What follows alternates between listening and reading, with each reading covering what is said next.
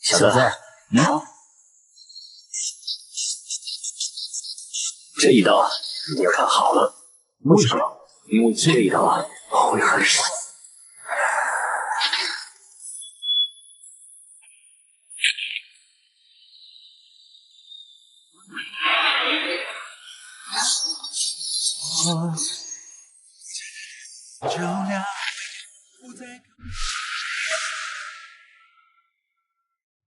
这个靓仔仅看了一眼夜空，便瞎了10年，从此黑断禅目，被人当成了神经病。因为他看到月球上有月神，人类麻瓜自以为统治了地球，殊不知无数诡异在身边，还有那些无人问津的生物情绪。阿诺，你在看什么？你说盲人怎么过马路？一般来说，盲人出门都有人照看，会得导盲犬引导。要是现在点的城市的话，马路边上也有红绿灯的语音播报。实在不行的话，或许能看声音和导盲杖一点一点挪过去。那如果既没人照看，又没导盲犬，也没有语音播报，甚至连导盲杖都用来淋花生油了呢？觉得你很幽默。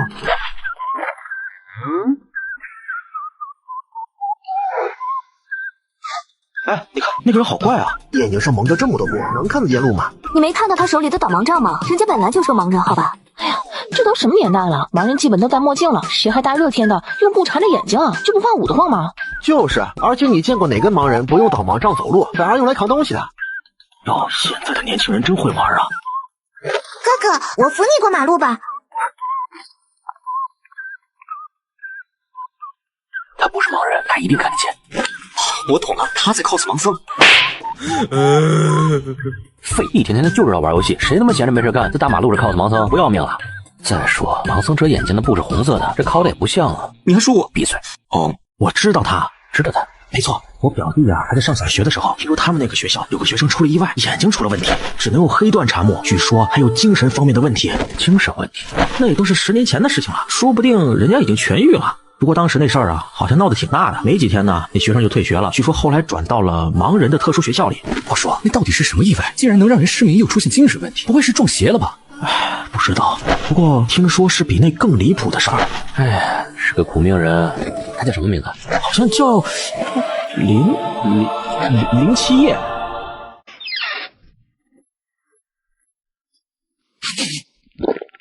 哎呦，小七，你怎么又一次性拎这么多东西回来呀？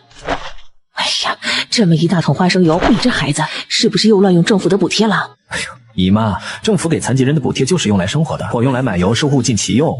哼，胡说！这钱呢是留着给你上大学用的，怎么能乱用呢？我可跟你说啊，姨妈打工挣的钱其实够养活我们仨了，你别自己乱掏钱，听着没有？哎，这么大一桶油，还是牌子的，这得花不少钱吧？哎，不对呀，这么多东西你是怎么带回来的？哦，路上碰到几个好心人帮我带回来的。好啊，看来社会上啊还是好人多呀。哎，你有没有好好谢谢人家呀？谢过啦。哎，姨妈，阿健呢？他在阳台上写作业呢。啊，对了，今年精神病院那边例行复查的医生来了，在房里歇着呢，你去给人家医生看看。姨妈先去做菜，好的叫你们。你好，我是阳光精神病院的医生，我姓李。以前不都是韩医生来吗？韩医生去年就已经高升到副院长了。哦，不好意思啊，因为我也是刚来，对你的情况还不太了解，我先简单的了解一下。姓名是林七夜，对，今年17岁，对。病历上说你是10年前双目失明，同时因为一些问题被送到我们医院的。你是不是改过名字？没有。为什么这么问？看来是我想多了。你看，你是在10年前失明，那时候你正好7岁，你的名字又正好叫林七夜，所以我以为你是在失明之后改的名字。没，我从来没有改过名字。在我生下来之前，我父母就给我定下了林七夜这个名字。那还真是挺巧，确实挺巧。病历上似乎没有详细讲述非常导致你失明和精神失常的意外，方便的话能跟我说说，并不是有意冒犯，更多的了解病人，才能更好的为他们治疗。当然，如果你不想说的话，我也不会强求。没有什么不能说的，只是你未必会信，甚至你还可能把我再抓回精神病院去。哦，不要把我们的关系认定为医生和病人的关系，这只是朋友间正常的聊天，不会到那一步的。就算你跟我说你是被太上老君拉进了炼丹炉里，我也会信的。小时候我喜欢天文，然后呢？那天晚上我躺在老家房子的屋檐上看月亮。你看到了什么？月兔吗？不，我看到了一个天使，一个笼罩在金色光辉中的长着6只白色羽翼的赤天使。赤天使？对，他在干嘛？什么也不，他就像是一尊金色的雕塑，坐在一座庞大的月球坑中央，抬头看着地球，像是在守望。姐，你知道月球离地球有多远吗？近40万公里。近40万公里，就算是用最先进的天文望远镜，也只能勉强看到月球表面的情况。而你在7岁那年，只是躺在老家的屋檐上，就用肉眼看到了月球上的天使。不是我看见的他，是他看见了我。我只是抬起了头，眼睛就像是被拖拽着穿过空间，与他对视。这么说，是他逼你的？算是吧，不然我怎么看见的月球表面啊？我又没有千里眼。可如果月球上真的存在着一尊天使，为什么这么多年都没有被人类发现？不知道，或许那尊炽天使不愿意被观测到，更何况人类真的了解月球吗？那你的眼睛呢？怎么回事？那天我与他对视了一瞬间，然后我就瞎了。你说的这些都是以前的事情，那现在呢？你对这个事情怎么看？都是妄想罢了。那天我只是一不小心从屋檐上滚了下来，脑袋撞在了地上。至于眼睛嘛，可能是某根神经受到了损伤，所以失明了。好了，复查就先到这里，你的病已经没有什么问题，希望你能调整心态，好好生活。哎呦，李医生，留下来吃个饭吧。啊，不了，我还有下一个病人要去看，就不打扰了。妄想吗？哥，吃饭了。来了。好你个小黑赖，平时懒洋洋的不动弹，一到吃饭的点来的比谁都快。3个人1只狗，这就是一个家了。简单并且有些艰难，却让人莫名的感觉安心。这种生活已经10年了。赶快骨头给他。哥，你的眼睛真的好的差不多了。现在已经能看见了，就是还不太能见光。这黑段啊，还得再缠几天。哎呀，什么几天呢？小七啊，姨妈跟你说，眼睛这东西太重要了。就算你现在能看见了，这黑段呢也别着急摘，万一又被太阳晃坏了，那多可惜呀！咱们还是稳当一点，再多戴一段时间。知道了，姨妈。对了哥，我攒了点钱，给你买了副拉风的墨镜，一会儿拿给你看看。阿进，墨镜虽然能等光，但效果可比黑段差远了。我现在啊还不能戴。哦，好吧。不过等我眼睛彻底好了，我就天天带着它去逛街，到时候也给你买一副，咱俩一起啊。对了，小七，转学的事情姨妈已经给你准备好了，等这学期开始，你就能从特殊学校转进普通高中了。不过你真的想好了吗？这普通高中和特殊学校可不一样，以你的情况，万一……没有万一，姨妈，我的眼睛已经好了，而且想要考上一个好的大学，我就必须要和其他人站在同一个起跑线上。哎呀，你这孩子呀，就算你考不上好的大学也没事，大不了啊，姨妈一直养着你。哥，我也能养你。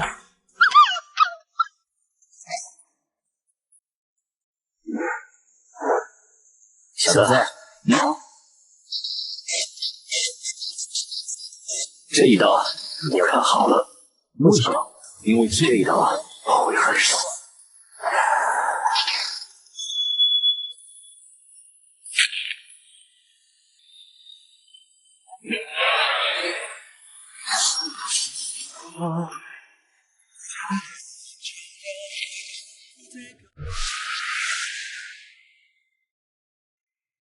回到房间后，林七夜关上房门，他的眉头微微皱起，他似乎努力想睁开眼，几滴汗水划过他的脸颊，这让他眉宇间浮现出一股怒意。差一点，为什么每次都差一点的？什么时候他才能睁开眼睛，亲眼看看这个世界？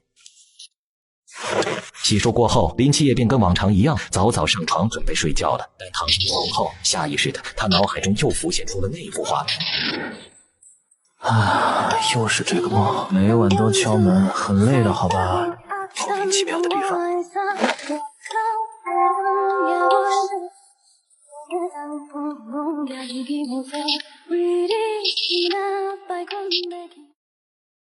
哎，你看那个人是我们学校的吗？怎么眼睛上蒙了一层布啊？穿着我们学校的校服，肯定是我们学校的。他手里还握着导盲杖，看来是个盲人。奇怪，以前怎么没见过？应该是这届新高一的吧？别说，眼睛上缠着几圈黑布，看起来还挺帅的。可是盲人怎么上课？我们学校好像没有特殊班级吧？不知道。你就是林七夜同学吧？你的座位已经准备好了，在那儿呢。林七夜同学，你是不是看不见？我带你过去。同学，走慢点，走道上东西比较多。哎，那谁，快把你书包收回去。这怎么跟剧本不太一样？林七夜同学，我是这个班的班长蒋倩，有什么事情可以找我。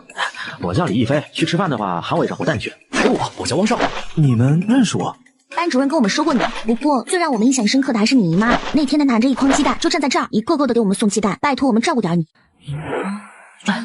同学们呐，帮帮忙！我那外甥眼睛不太好，现在又冷，你们多关照他一下啊！哎呦，小姑娘，你长得可真好看，我那外甥啊，长得也可俊了，你一定会喜欢的。七夜这孩子呀，就是外冷内热，只要是跟他混熟了，你们一定会相处得很好的。姨妈，大家把书本翻到91页。今天我们来讲讲近代大夏的历史与困境。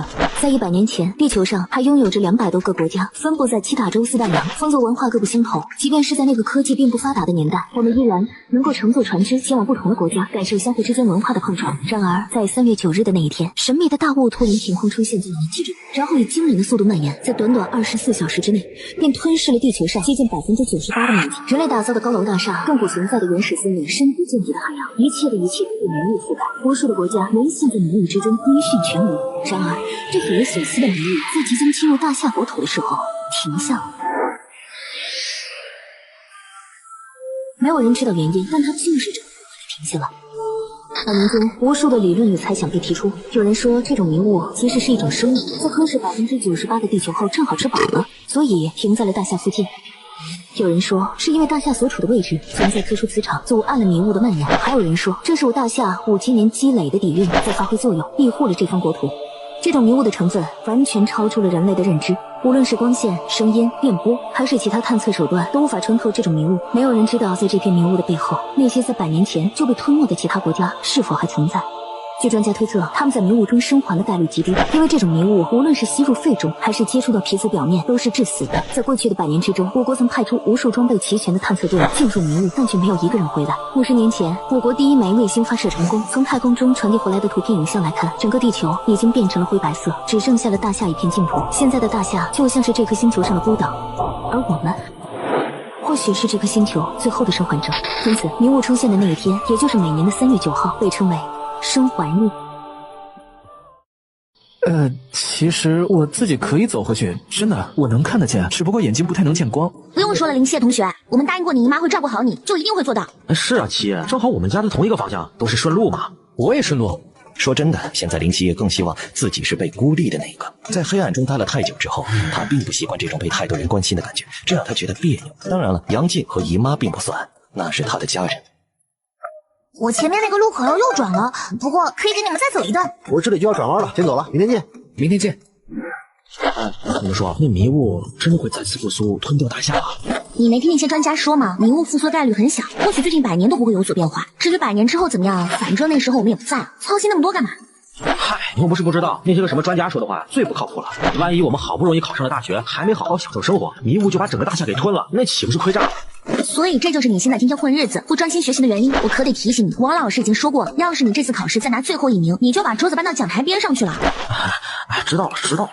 不过我倒确实不觉得那迷雾能再度复苏。说到底，迷雾不过是一种自然现象罢了，在达到一定临界程度后就会逐渐消退，就和冰河时代一样。当冰川覆盖大地之后，随着温度的回升，就会慢慢消退，随之而来的将会是一个新的时代。我知道你说的这个好像是叫自然灾害论吧，现在认可度还挺高的。那如果这迷雾并非是一种自然现象呢？姐，你不会真的相信那些所谓神学家的言论，认为这迷雾和超自然力量有关吧？都21世纪了，我们要相信科学。世界上没有那么多神神鬼鬼的东西。我倒是觉得，如果真有那些东西，世界应该会更有趣一些。扯这么多没用的干嘛？这些事情也不是咱们该关心的。与其在这里纠结迷雾会不会复苏，还不如等到生还日3天假期的时候，多睡点懒觉来的现实。对，假期才是最实在的。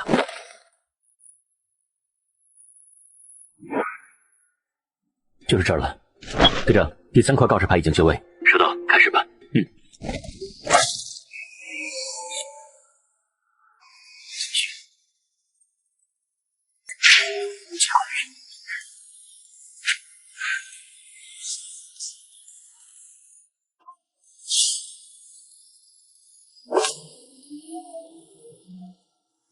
鬼面人速进行动，开始。妈的，又被掏空了。小子，这一刀你要看好了。为什么？因为这一刀会很伤。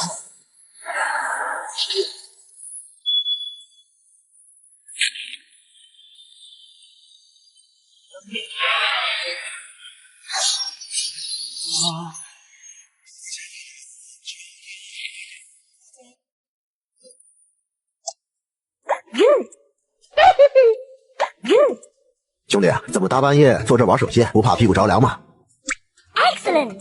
没事做，闲得慌。上班时间不抽烟。嘿，你蹲着马路上玩手机，这也算上班？行吧，你去哪儿？回家。你不能回去，至少现在不能。你什么意思啊？这条路现在不通，等它通了，你才能回去。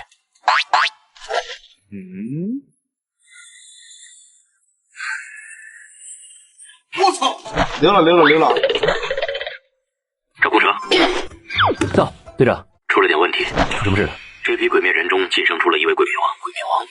趁我们围剿其他鬼面人的时候，暴起重伤了红影，从下水道逃出了禁区的范围。他往哪个方向跑了？我去阻截他。不，工程，你不擅长战斗，赢不了鬼面王的。还有我去追。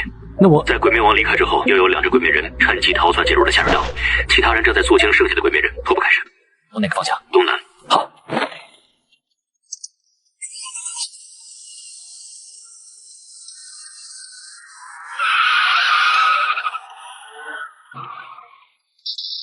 行了，我要从这拐弯，我先走了。王少，我没记错的话，你家是不是在老城区旁边啊？对啊，怎么了？没什么，你回去的路上记得当心点。你有话就说，别说到一半就憋住，弄得人心里怪难受的。听说最近老城区不太平，有变态杀人狂。变态杀人狂？真的假的？当然是真的。这事儿你们可能不知道，最近几天在老城区内已经陆续死了10几个人了。10几个人？不可能！要真有这么大动静，新闻早就报了。怎么不可能？我跟你们说，这事儿发生的蹊跷，上头有人强行把风扇按了下去。要不是我爸在警察局上班，我也不知道这事儿。蹊跷？什么蹊跷？据说死的那些人整个脸都被包掉了，脸上只剩下一团血淋淋的残肉和突出的眼珠，手法极其残忍。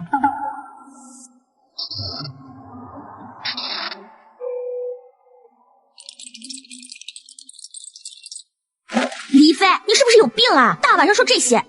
你确定这些事是人做的？姐，你也这么觉得？闭嘴！大半夜的就不要讲鬼故事了，一会儿我还要回家。这可不是鬼故事。还不跟你们在这扯淡，我反正是不相信这些牛鬼蛇神的东西。走了。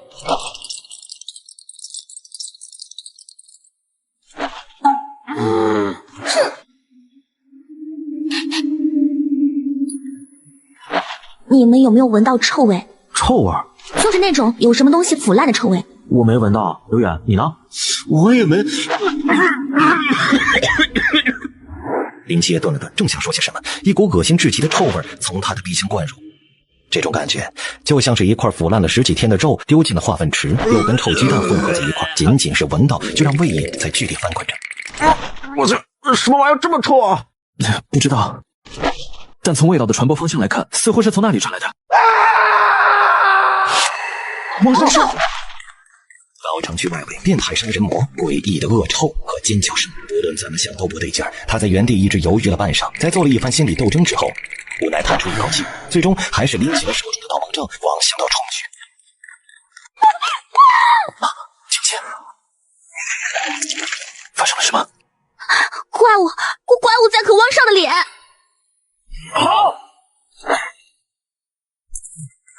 怪物！救命啊！来人呐！怪物！到这时，似乎所有人都已经忘记了林七夜残疾人的这个身份，已经完全把他抛在脑后了。不要回头！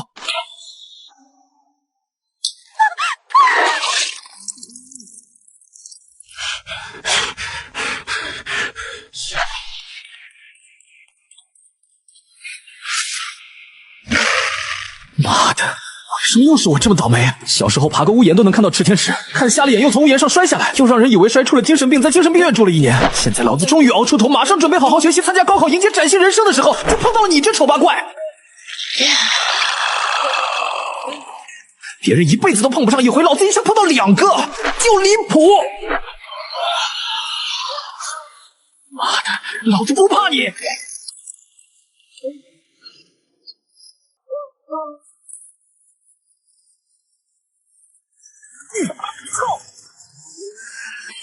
我不服！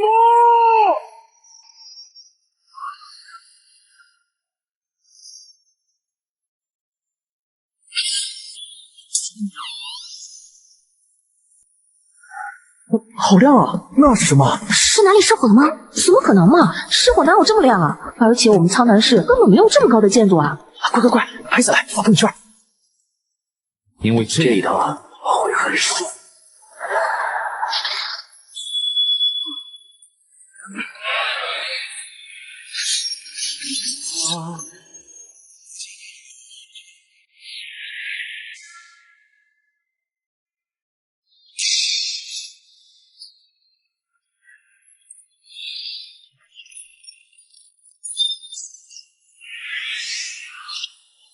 无界公寓会师完毕，可以叫后勤的人来打扫战场了。老赵呢？就那2只跑丢的鬼灭人去了。什么时候？别这么说呀，谁也不知道被这群鬼灭人种竟然藏着一只鬼灭王。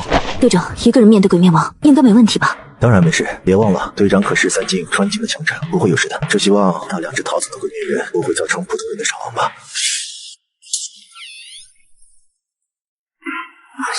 有紧急出事了，这股波动强得离谱。这至少是5境无量境的强者，甚至可能是6境克莱因。小小的苍南市怎么会引来如此强者？不，这不像是人类的进学。你是说，这像是神明的进学，也就是神学。哪位神明？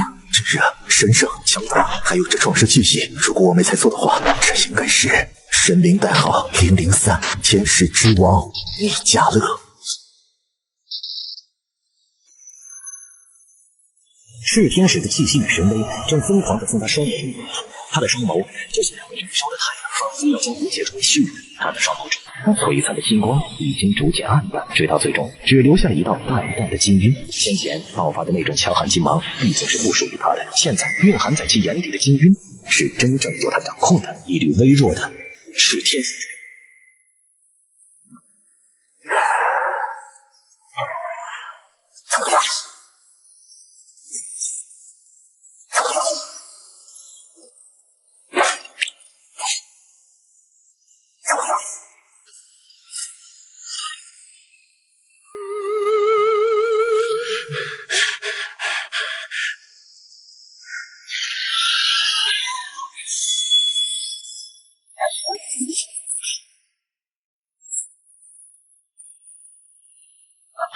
逃离的2只鬼面人苏醒完毕，让后勤组来打扫战场吧。我刚刚帅吗？啊，帅，帅就对了。想变得跟我一样帅吗？不想。为什么？容易死。可是你刚刚也看到了，你拥有寻常人梦寐以求的超自然能量，你就不想像电影里那样当个超级英雄？不想，因为容易死。对，这样吧，这里不是说话的地方，咱换个地方，我们好好聊聊。对了，我叫赵空城，我不是坏人。07，哎，我相信你啊，你在这儿等我，我去拿一下书包，我学习资料还在里面呢。啊，去吧去吧。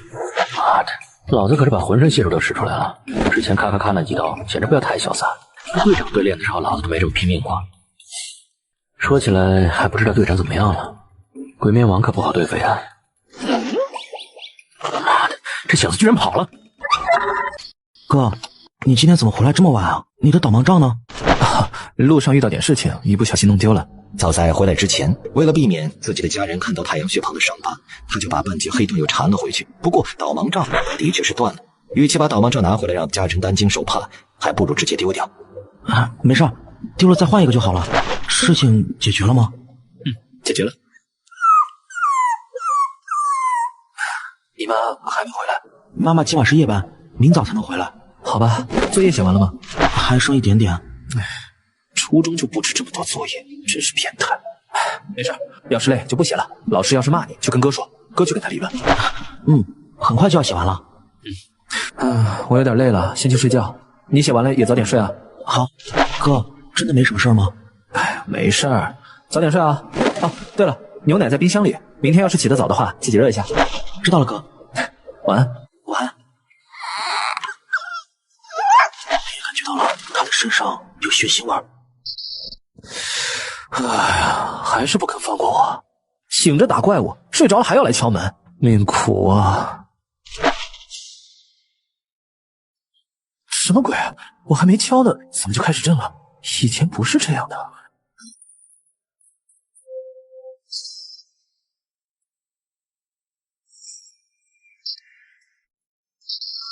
左边是病房，右边是活动区。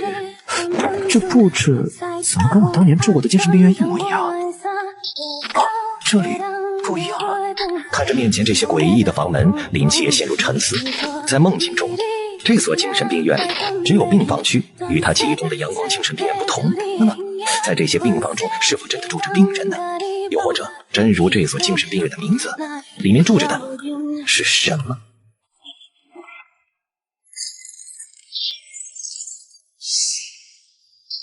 在这座诸神精神病院中，有着6间病房，却只有第1间的房门是能够被打开的。还是说，就好似被敲了5年的大门一般，林七夜现在的力量只能够打开第一道门呢？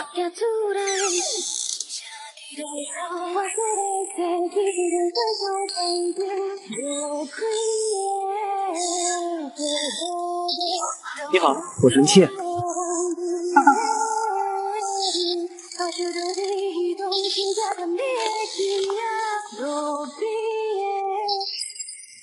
病人尼克斯，任务：帮助尼克斯治疗精神疾病。当治疗进度达到规定值1%、50%、100%后，可随机抽取尼克斯的部分能力。当前治疗进度0%。尼克斯，虽然他不太懂神话，但黑夜女神尼克斯作为古希腊神话中的5位创世神之一，他还是听说过的。这可是站在神话体系最顶端的那几位神明之一。尼克斯，这是神明。可是，是什么样的存在才能让黑夜女神变成精神病？如果说按照墙壁上的文字所说，现在的林七夜是需要试着来帮对方治病的，可他究竟到底什么病呢？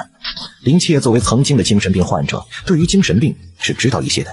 从大体上说，精神病可以被分为抑郁症、强迫症、精神分裂，还有妄想症等等等等。听得见吗？终于找到你了，我的孩子。我孩子啊？可我的母亲应该大概是个人类，而不是黑夜女神。万一……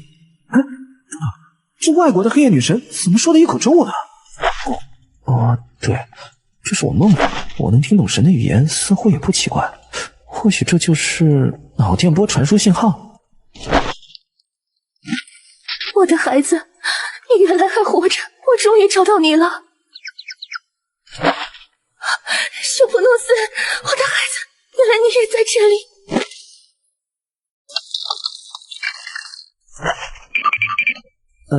我觉得我大概知道他病在哪儿了，病得不轻啊。清晨，林七夜悠悠地从梦中醒来，在他的脑海里，他与病院之间似乎有了种紧密的联系。在一阵试探之后，他发现现在他不需要入睡，也能够随时随地把意识投入到精神病院里。他立刻就能感觉到精神病院里发生的一切。不过，那5个被封印起的病房是仍旧没办法探知到其中的。其实，在第1间病房里，尼克斯对旁边的空气自言自语，没有细听，也不知他到底在说些什么。治病，我也不是医生，该怎么帮他治病呢？因为这一刀会很爽。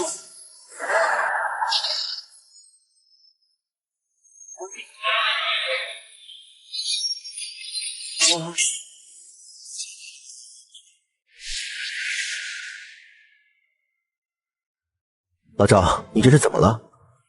是不是昨晚受伤了？看这神情，失恋的可能性比较大呀。我操，老赵，不会你老婆要跟你离婚了吧？别瞎说。我真的那么没有魅力吗？不是啊，我是很认真的在问你们啊。空城哥受刺激了？算是吧。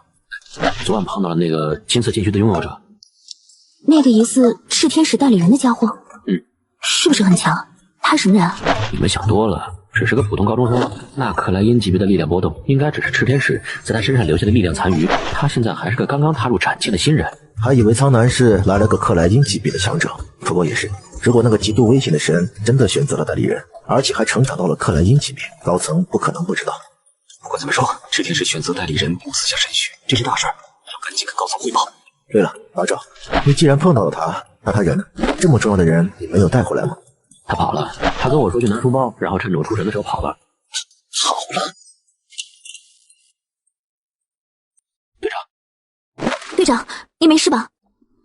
我没事，但鬼面王跑了。我昨晚一路追杀鬼面王，到北面场外的郊区和他打了一架，他受了重伤，后来不惜自伤本源强行投射。这么说，鬼面王现在可能已经逃出苍南市了。不一定。说说吧，小南。苍南市的位置较偏，离附近的城市距离也比较远。队长昨晚和鬼灭王在北面的郊区战斗，除了苍南市外，那里距离最近的城市也有数十公里远。那怎么了？鬼灭王受了重伤，在没有恢复力量之前，根本跨越不了这么远的距离。而鬼灭王如果想要恢复力量，只能靠吃人，也就是说，他一定还会回到苍南市。没错。可苍南市这么大，我们根本不知道他会从哪里出现。下水道，鬼灭人很喜欢钻下水道，而且鬼灭王之前就是通过下水道逃跑的。在连接北城郊区的下水道就只有一条，也就是说，鬼灭王出现的地点很可能就在这条下水道经过的某处地方。马上派人沿着这条下水道搜索，这次绝不能让他跑掉。收到。对了，还有一件事，一定要把炽天使的代理人带回来，他的潜力太大了，绝对不能落在古神教会的手里。从某种意义上来说，这件事的优先级比肃清鬼灭王更高。这件事交给我，我一定要亲手把这小子逮回来。他不是跑了吗？你还能找到他？他穿着二中的校服，我今天就在校门口堵着，我信闻不到他。哥，你今天怎么不去学校啊？今天有点事，先不去了。姨妈还在睡啊？她1个小时前刚回来。哦，我知道了。哎，一会儿早点去上学啊，不能学我。好的。喂，那边那傻小子，你挡着后边的车了。蒋介，说说吧，有什么毛病啊？我没什么毛病。没什么毛病，你来这干嘛呀？我没毛病，但是我有个朋友有很严重的精神疾病。你说那个朋友不会就是你自己吧？不，真的是个朋友。行，那你说说你不是你那个朋友啊，有什么病？具体有什么症状？这个可能有点不好描述。那你就把你自己当成那个朋友，跟我实际的表现一下。我的好男孩，爸爸终于找到你了。所以你那个朋友看到什么东西都想自己的孩子？对，还哭了很久，一直在哭。喜欢坐在院子里给花瓶和凳子讲故事。没错。睡眠怎么样？他不睡觉。不睡觉？你这个朋友病得不轻啊，我强烈建议你把他带到我们医院来住院治疗。他的情况比较特殊，没有住院治疗的条件。不能住院的话呀，那就只能先靠药物治疗了。我给你开几副药，你回去给他吃上。如果病情没有好转的话，一定要送到医院里来。开药，林七夜的表情也开始为难起来。现实中的药能带到脑子里去吗？对此林七夜也没试过，不过他觉得就算能带进去，这是凡人的药，神明能有就好。医生，除了吃药，还有什么办法能治疗吗？你这个朋友的症状啊，属于重度妄想症。这种病症我见过不少了。之前有个男人很爱他的老婆，后来老婆出车祸死了，他就经常对着空气说话，好像看他老婆还在他的身边呢。这种病症多半是由于精神上受过巨大的创伤，潜意识里拒绝现实，从而给自己营造出他还在身边的虚假意识。如果能从病发原因角度入手，从心理上给予一定的治疗，也是存在好转的可能的。但如果没有药物辅助，很难。药物与心理治疗这两者是相辅相成的关系，你懂我的意思吗？从发病的原因角度，虽然听起来很有道理，可是对于一位神明的过去，他根本就不了解，无从下手啊。看来得多做些准备工作了。随后，林七也接过了医生开的取药单，他却并没有选择去缴费去取药，因为他早想通了，先不说药物能不能带过去，就算能带过去，凡人的药也未必对神明就有效，没必要浪费钱。哎，你看那个大叔是谁啊？不认识，估计是哪个家长吧。我早上7点多进校门的时候就看到他了。我也看到了，他早上戴着副墨镜，穿着衬衫，手里拿着一杯咖啡，靠在墙边上。当时我还觉得他挺帅的。那他现在怎么跟乞丐一样，眼睛都红了？你们说他不会一直从早上待到了现在吧？不会吧，现在马上都10点了。谁知道呢？哦，对了，你们听说没？昨晚放学回家的时候，有2个学生遇害了。到底哪里出问题？已经1天了，赵空城从早晨6点一直蹲到现在晚上10点，太阳都快把他晒傻了，脸颊到现在都红得发烫，愣是没见到那小子出现过。昨天晚上他明明看到那小子穿着2中的校服，难道说这小子知道自己要来堵他，直接逃课不来了？那家伙倒是和那小子的体型有点像，有点儿……我操！此刻他是真想给自己2个耳光，那么多路自己不走，为什么偏偏要挑这条路呢？小子，咱们又见面了。你谁啊？我是谁？你还问我是谁？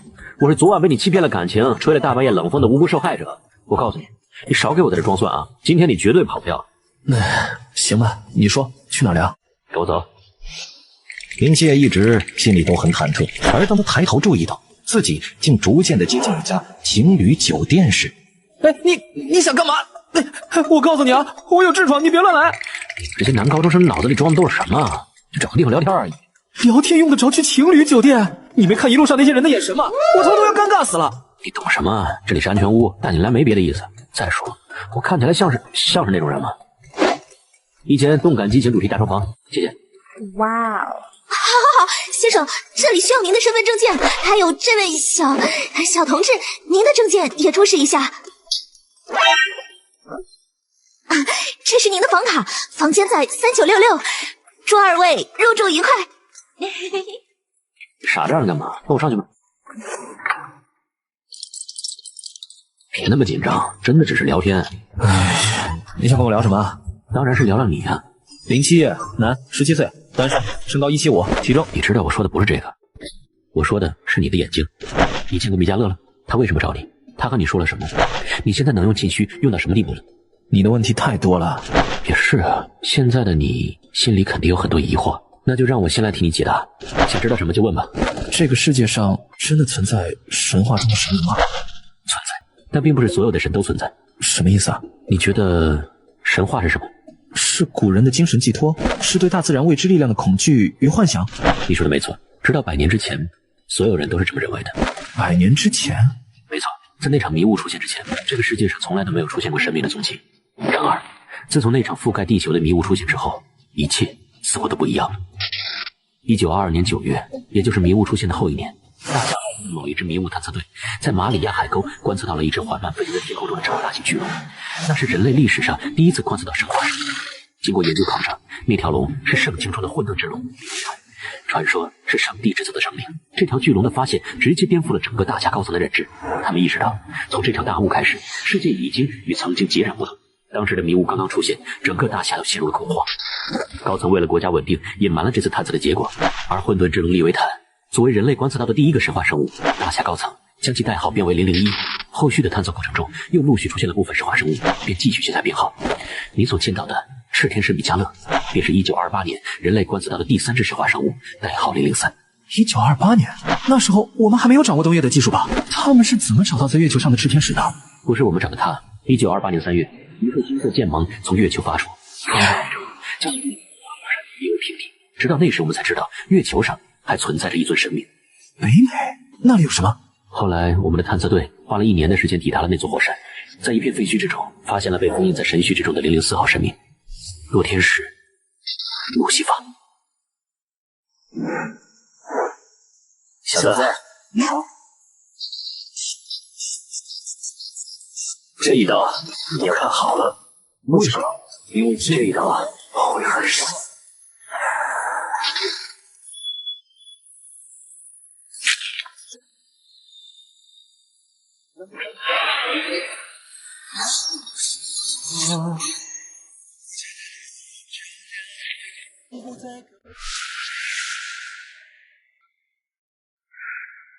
路西法，所以你是说，从那场迷雾出现之后，神话中的神明就莫名其妙的陆续出现了？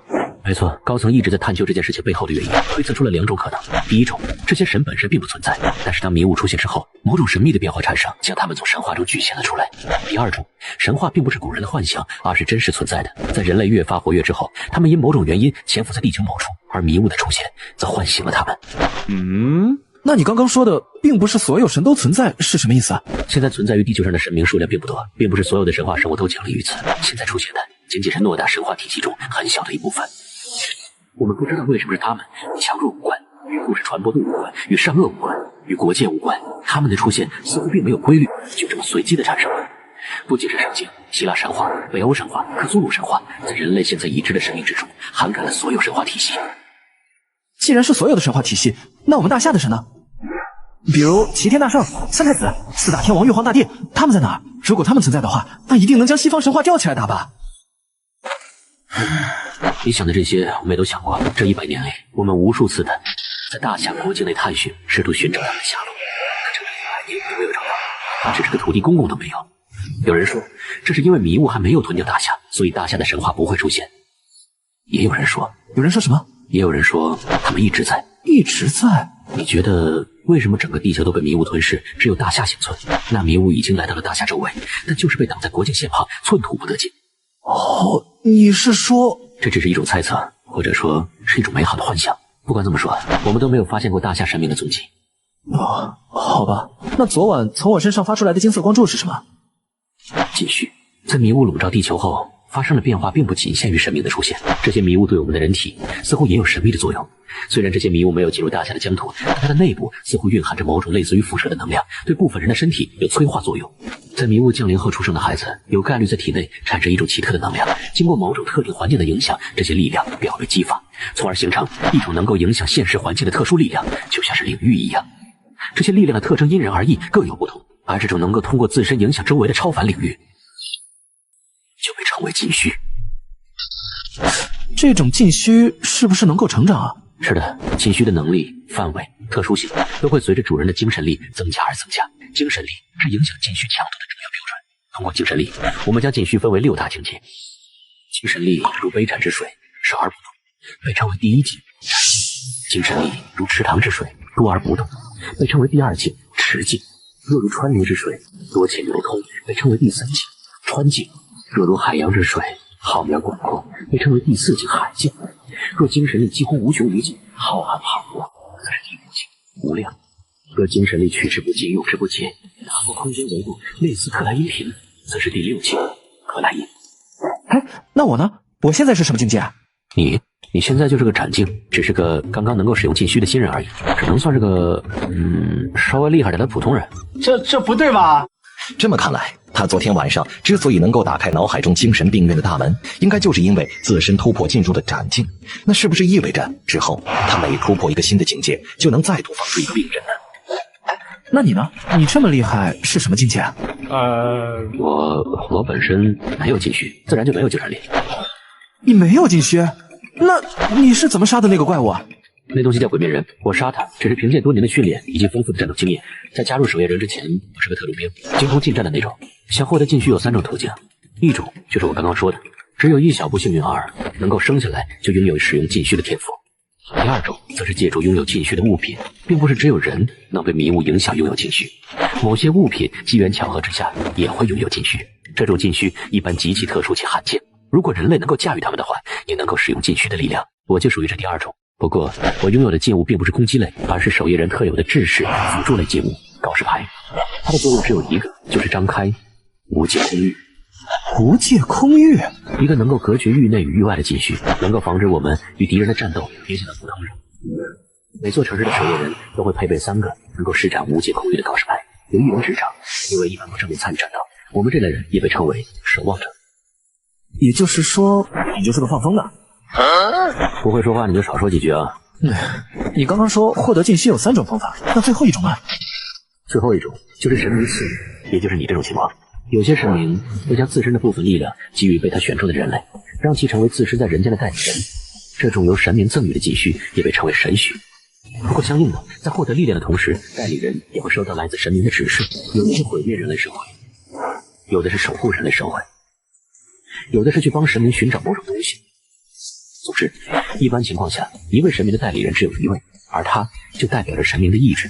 目前出世的那10几位神明代理人，大多数都是试图毁灭人类新秩序，让世间重返混沌的恶神代理。他们自创了一个组织，名为古神教会。善良神明的代理也有，但数量极少。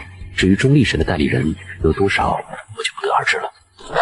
比奇，米迦勒给你的指示是什么？你属于哪一方？我不知道啊，他没说。他什么都没说，你也没在心底听过他的声音？没有，真没有。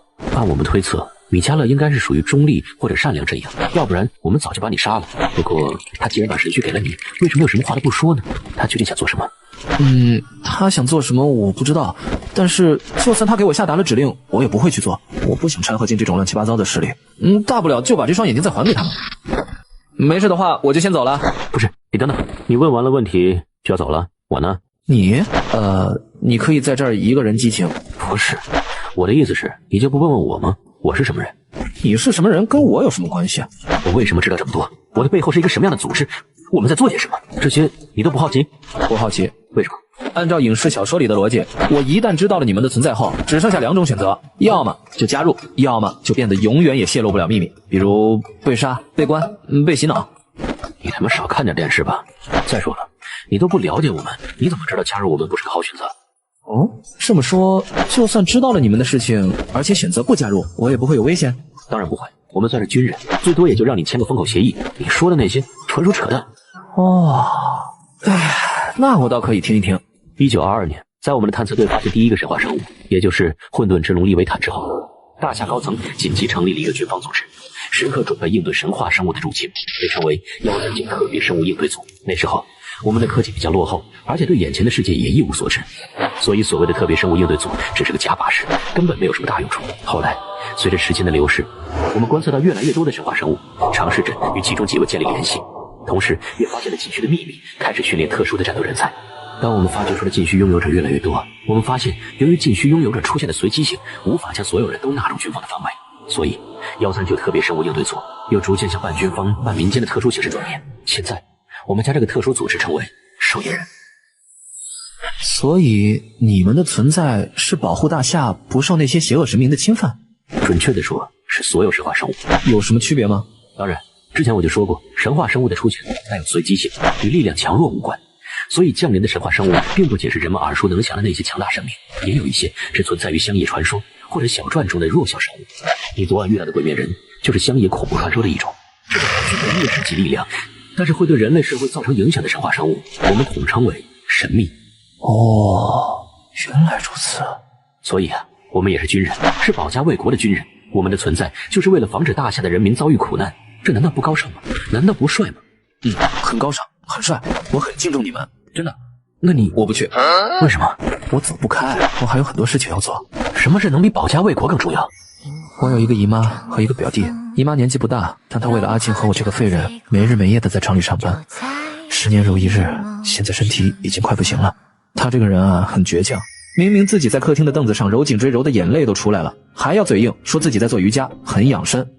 我就坐在她对面，她以为我看不见。他活得太小心，也太累了啊！我那个表弟很聪明，很孝顺，可惜他还太小了，承担不起这个家。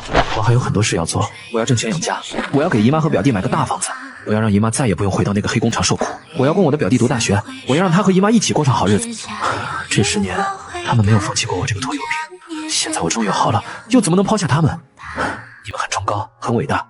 如果条件允许的话，我或许会加入你们，但现在的我只想踏踏实实的待在他们身边，守护这个家。眼前这个普普通通的高中生竟会说出这样的一番话，这时他才意识到自己先前试图调动少年郎心中普遍存在的那种中二和热血心理的行为太可笑了。面前的林七也绝不像普通的高中生。谢谢你告诉我这么多事，保密协议我会签的。他知道这个少年究竟意味着什么，他也知道自己身上背负着把这少年带回去的使命，可他却做不到。小七啊，你终于回来了。哎，你今天怎么没穿校服啊？姨妈，今天早上起得急，忘记穿了。哎呀，你这孩子不穿校服，老师不会骂你吗？就说了2句，没事的。哎，小七啊，你刚转到新学校，不能给老师留下坏印象，做事呢要仔细一点。知道了，姨妈。在学校和同学们相处的怎么样啊？他们没有排挤你吧？没有啊，我们相处的挺好的，他们还送我回家，我也送了他们一程。哦，那就好，那就好。我回房间了，姨妈。早点睡啊。这个世界比他想象中要复杂太多，不过这和他没多大关系就是了。这是若暗夜钟离，吾必立于万万人前，横刀向渊，血染天穹。哦，好气魄！这是赵空城自己写的，还是他们守夜人的训言啊？看他样子呆呆的，不像是能写出这种话的人啊。小子，这一刀你要看好了。为什么？因为这一刀会很爽。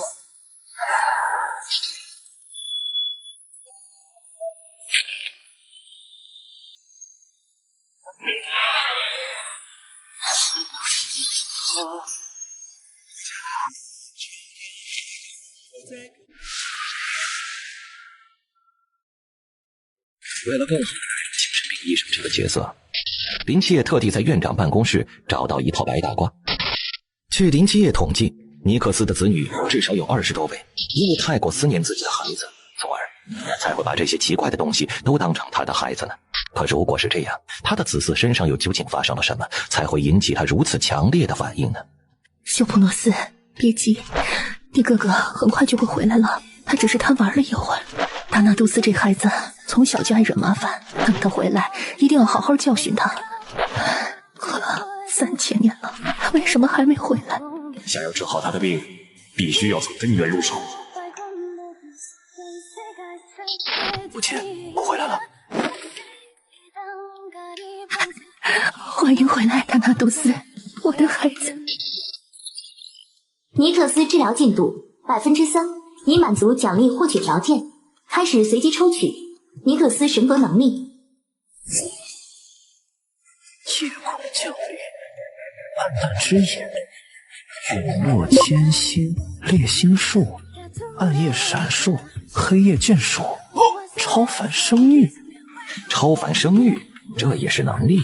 自己如果抽到这能力，是不是就能生一堆神仙出来？星夜舞者，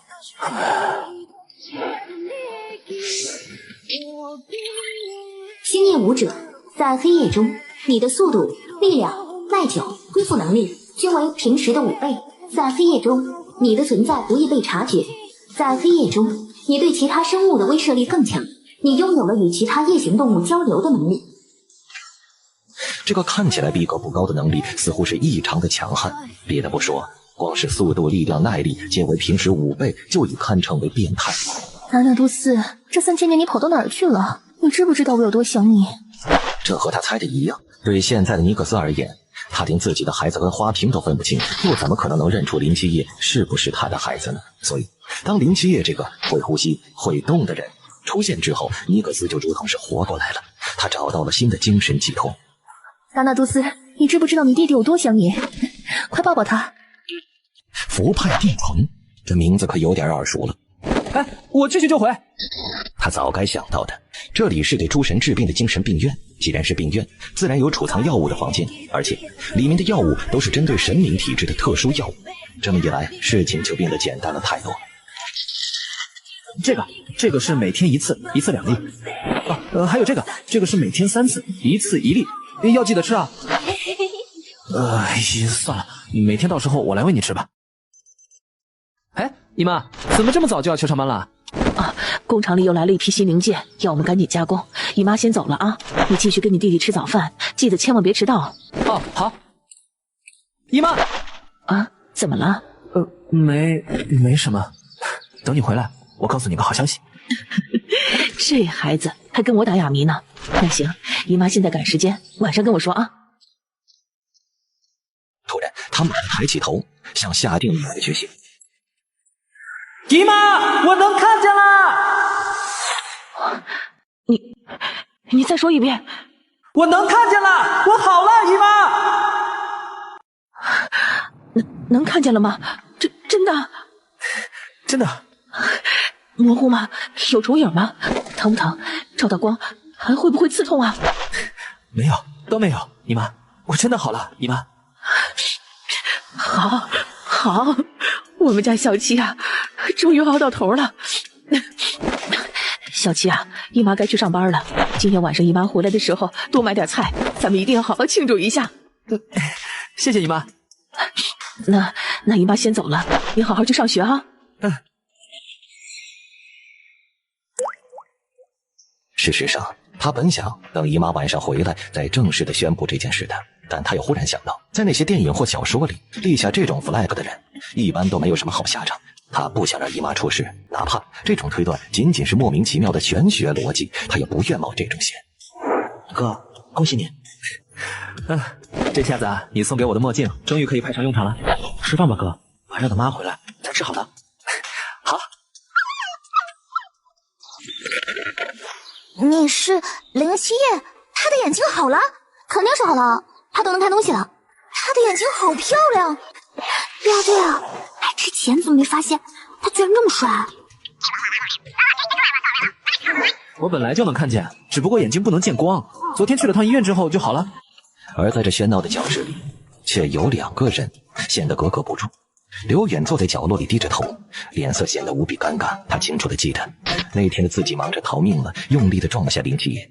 而当逃出升天之后，他觉得林七爷是个盲人，绝对无法从怪物手下逃脱。心里虽然愧疚了一会儿，可也没太放在心上了。他怎么都不会想到，死的不是林七爷，居然是蒋倩。林七爷活下来了，而且他的眼睛是怎么好的？一时之间，刘远都说不清楚自己到底什么心情，其中有尴尬，也有些愧疚，甚至有点沮丧，是不是遗憾呢？此时的林七爷是背对着刘远的，不过对方那精彩的表情变化却被他的精神感知看得一清二楚。七爷，那个能不能跟我出来一下？我有些话想说。对不起，七爷，真的对不起，当时我实在是太害怕了，我没想那么多，我就直接跑了。我把你和蒋倩留在了原地，还害得他。我不指望你原谅我，但我们毕竟是同学，我还是希望能跟你道个歉。对不起，遇到危险先逃命，这是人之常情，没什么问题。而且，如果当时换作是我只会跑得比你更快。对了，你是不是也签了那个保密协议？虽然此时的他并没签，不过这只是迟早的事。如果跟李一飞说自己并没签，这反倒给自己惹来了麻烦。其实就算他们不让我签，我也不会说出去的。那个画面，我一辈子都不想再记起来。更何况是签了协议之后，如果违反的话，还要把牢底坐穿呢。我可不想亲手送葬自己的人生。其实我倒是希望能够加入他。你想加入他们？对啊，我在签协议的时候我就提出来了，我愿意放弃学业加入他们。可惜他们不要我。为什么你想加入啊？你的成绩虽然不怎么样，但不是马上就要被体育学院破格录取了吗？当个体育生多没意思啊！不，应该说当个普通人多没意思。加入一个神秘而强大的组织，默默地与潜藏在人类社会中的敌人战斗，立下数不清的功勋。等到这一切浮出水面的那一天，世人都将铭记我的名字。说话时，李一飞的拳头逐渐握得更紧，他显得极为的激动。这是多少男人的梦想啊！这才是有意义的人生啊！你想得太美好了，说不定你在第一次任务中就会牺牲，被怪物啃成8瓣，籍籍无名的被埋在深山之中。你的父母或许都无法得知你的死讯，你就只能这么孤零零的离开人世。七爷，你的想象也太血腥了吧？这不是想象，你刚刚说的那些才是。不管怎么说，反正他们不要我，我也没必要想这么多了。以后呀，只要老老实实的把这个秘密带进棺材就好了。该回去了，马上上课了。林七也可以感觉到，和之前相比，李一飞的状态明显放松了许多。看来他对于林七和蒋倩的内疚的确给他带来了极大的压力。同样是逃跑，李一飞和刘远又是一种不同的选择了。不过让林七也没想到的倒有一点，就是守夜人他们的权限似乎真的高到离谱。一般来说，连续死去2个学生，像林七和李一飞曾经和死者同行，他必定要接受警察的盘问。但此时距离事发后已经过去2天了，却仍旧没有任何人来找他们。哎呀，小七，你这孩子怎么淋成这样回来了？外面下的有点大，今天没带伞。哎呀，没带伞就找个地方躲着呀。我这个姨妈打个电话，你妈去接你，你自己拎回来，万一感冒了怎么办呢？哎，赶紧去擦擦。哦，对了，刚刚你老师来找你，我让他在你房间里等着。老师？对呀，就是你们体育老师，说是有事儿找你。你赶紧去见见人家吧，别让人家老师久等了。是你怎么找到我家的？自从那天晚上被你甩了之后，我就长了个心眼儿。昨晚把这东西丢进你口袋里了，它能定位。我说了，我不会加入你们的。知道，所以我这次来也不是为了这个。那你是来找我签保密协议的？也不是，我向其他人汇报说你已经失踪了。既然我决定了要放你离开，就不能再让你签协议，否则他们知道你没有失踪，还会派别的人上门游说，他们可就没我这么好打发了。那你是来……守夜人的待遇比你想象的好很多，我工作了这么多年，还是有不少积蓄的。你这是什么意思啊？我年轻的时候也和你一样。说真的，这个开场有点老套。没事，你继续。6岁那年，我父亲就因病去世了，我妈一个人打2份工，才勉强把我拉扯大。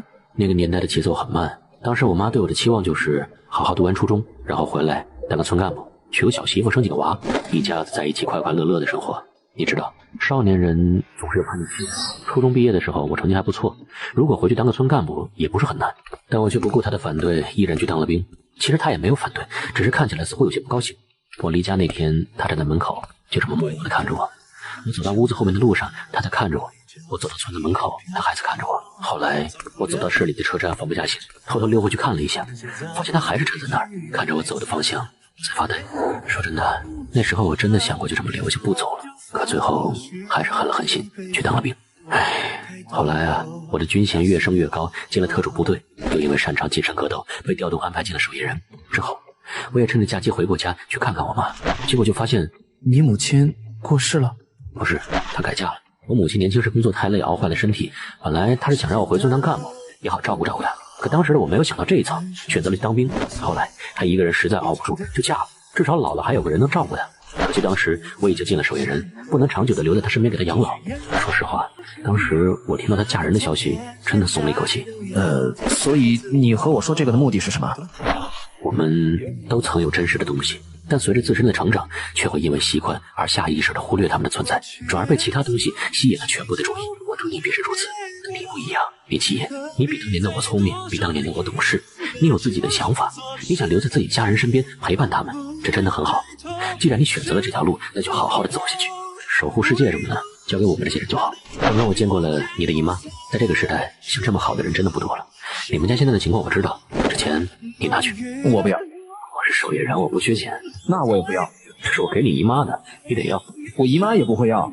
林七，我老了，见不得自己身上曾经发生过的遗憾又一次在我眼前发生，哪怕是在别人身上。那你可以闭上眼，不用看。我们家虽然穷，但也有自己的底线。军人的钱我不会要，更何况我的眼睛好了，我有本事，我不会让遗憾发生。这些钱你拿回去给你老婆孩子用，它不香吗？我说了，守夜人的福利制度很好，就算我战死在沙场上，我的老婆孩子也一辈子不愁吃穿，而且以后也能上很好的大学，有光明的未来。那你自己就没什么梦想吗？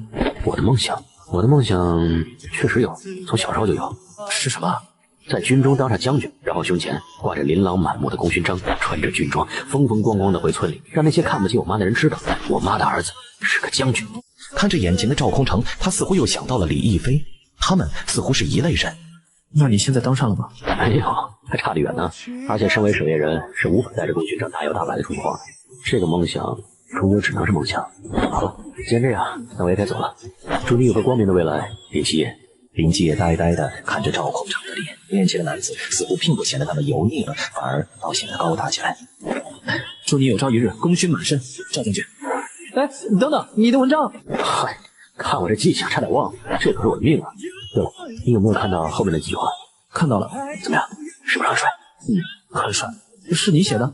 不是，这是我们在进入守夜人的时候立下的誓言。不过我很喜欢。哎，等等。又怎么了？外面雨大，你拿着伞。行了，这伞我可就不还了。你尽管拿去，就当是守护地球的报酬吧。有意思。行，我真走了。再见。软夜钟灵，吾必立于万万人前，横刀向渊，血染天穹。因为这一刀会很爽。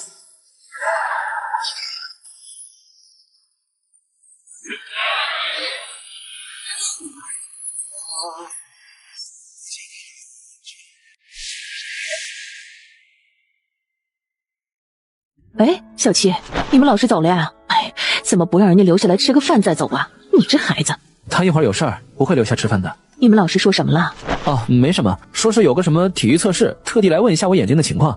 哎，这个赵老师可真是个好人呐，还亲自来学生家里问问情况啊。对了，你回来之前呢，他还在厨房帮我洗菜。他看起来5大3粗的，没想到这干活还挺细致呢。啊，饭做的差不多了，喊你弟弟一起来吃饭吧。哎，好。妈，咱家的菜多久没这么丰盛过了？那当然了，小七的眼睛好了，这可是比过年还要大的喜事儿，当然得隆重一些。看来今晚啊，小黑赖也能大饱口福了。便宜他了，为了庆祝小七眼睛康复，干杯！干杯！干杯！你们确定鬼灭王真的把这个放下来了？不确定。10分钟前，我们的搜索队在附近的下水道管网发现了鬼灭王的血迹。从他的行迹来推测，目的地只可能是那片老住宅区，或者是市中心。有2个疑似的目的地。没错。那怎么办？反正2队守着。理论上来说是这样，但市中心人流量巨大，我们无法轻易疏散人群。一旦鬼灭王在市中心现身，不但会造成大量的伤亡，而且很容易。所以我们派出了大部分战力前往市中心驻守。那老住宅区怎么办？万一鬼灭王在这里出现，这里的人也会有危险。老住宅区居民少，分布比较分散，相对市中心来说更容易疏散，而且就算鬼灭王来到这里，也不会造成太大的损失，是吗？这里住着的也是一个个活生生的人呢。老赵，冷静，我从来没有说过放弃老住宅区。现在红鹰已经带着人往那里赶了，你们的任务就是疏散老住宅区的居民，越快越好。还有，即使鬼灭王真的去了你们那里，也不要和他发生正面冲突。鬼灭王不是你们能对付的，必要时张开无界空域困住他。收到。赵空城的心里虽然有些不忿，但他很清楚这是最正确的做法。现在他必须抓紧时间疏散老住宅区里的居民，这是与时间的赛跑。妈，前脚刚在那小子面前耍帅，说守护世界什么的交给自己，现在又要上去抢门让他们赶紧撤离，这样显得我很没面子了，好吧？不过现在已经不是纠结面子的时候了。可就在这时，一股恶心至极的臭味突然涌入了他的鼻腔，雨水的喧嚣声充斥着赵空城的脑海。他的目光落在不远处的井盖上，臭味越来越浓。老赵，守望着赵空城，在老住宅区发现鬼灭王。收到，我已下达命令，守夜人都在往老住宅区移动，红鹰他们也马上就到，最多还有10分钟。10分钟，老赵，布置无界空域，暂时困住他。现在无界空域是用来隐藏战斗的，不是来困人的。鬼灭王10分钟。不管怎么样，你不要和鬼灭王正面战斗。老赵，老住宅区这么大，鬼灭王就算出来了，一时半会儿也未必会造成损失。这10分钟，就算让他杀死几个人，也不会恢复太多实力。神秘造成的平民伤亡，每时每刻都在发生。我们守夜人不是神，无法阻止所有的死伤。而如果因为一个重伤的鬼灭王损失一个核心成员，那是绝对的得不偿失。老赵，你听得见吗？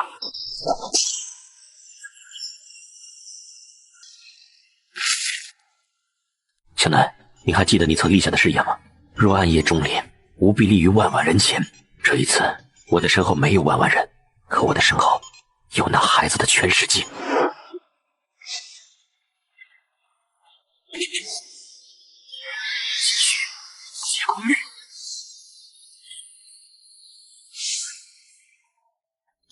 小七，别光吃蔬菜，也吃点排骨啊！你这孩子怎么这么心不在焉的？现在嘴挑了啊？有肉你都不吃了？阿庆可能是作业压力太大了。哎，奇怪，小黑赖呢？平日里吃饭他最积极了，现在有了骨头吃，这狗影子都看不到了。你这小东西，今天这是怎么了？你这是怎么了？外面有什么东西吗？奇怪，什么也没有。星夜无常给他带来了与夜行生物交流的能力，他还没用过，难得碰到一只蝙蝠，似乎可以试试。小七啊，你在那干嘛呢？快回来吃饭吧，这菜都要凉了。小七，哎，你这是要干什么呀？突然想起来有点事，我出去一趟。哎呀，傻孩子，你说什么呢？这外面天又黑，又这么大的雨，你出去干什么呀？有事，很重要。那这饭呢？等我回来再吃。哥，外面雨大，还是别去了。不行，我一定要去。事情再重要，也会有人去做的。这个地球就算离开了你，也是照样转的。可有些事，我非做不可。别太担心，一件小事而已，解决完了我就回来了。毕竟难得吃上一次这么香的饭，我可舍不得浪费。走了。哎呀，傻孩子，外边雨这么大，你带把伞呐。今天的运气真背。队长还是忙啊，竟然把他伤了那么多。看来平时和我对练的时候放水了啊。川界这怪物，就算重伤也是变态级的，也不知道我在他手下能撑几招。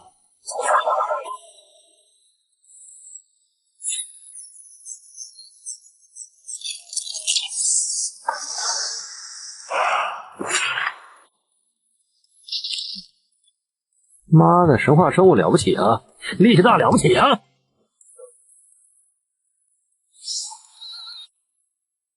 继续序列176，鬼夜行地。糟了，他居然还能动用禁区，这下老子是栽了。禁区序列176，鬼面象地，在禁区的范围内，能够欺骗境界小于等于自身的一切生物的感知。颠倒空间概念，在鬼面象地中，上下、前后、左右都会随着鬼面王的意志随时改变。虽然在一定程度上可以靠自身意识与经验抗衡，但毫无疑问的是，在这禁区之中，此时的所有攻击手段都会受到影响，战力大打折扣。所以，除了同为川境的队长，其他所有成员都不能与鬼灭王正面战斗，否则只会是死路一条。所以，队长就是在这片禁区之中，硬生生把鬼灭王砍成了重伤。他也是个变态啊！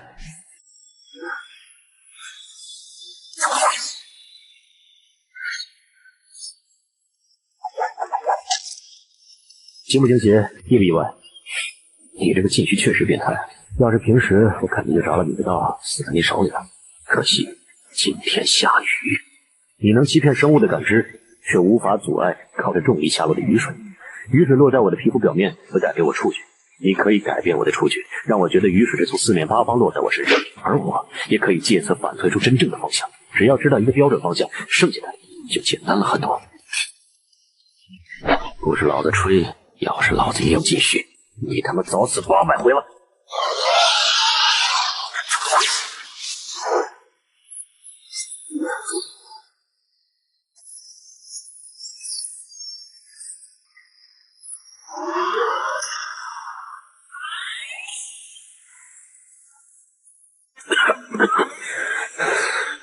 赵空城，赵空城，赵空城！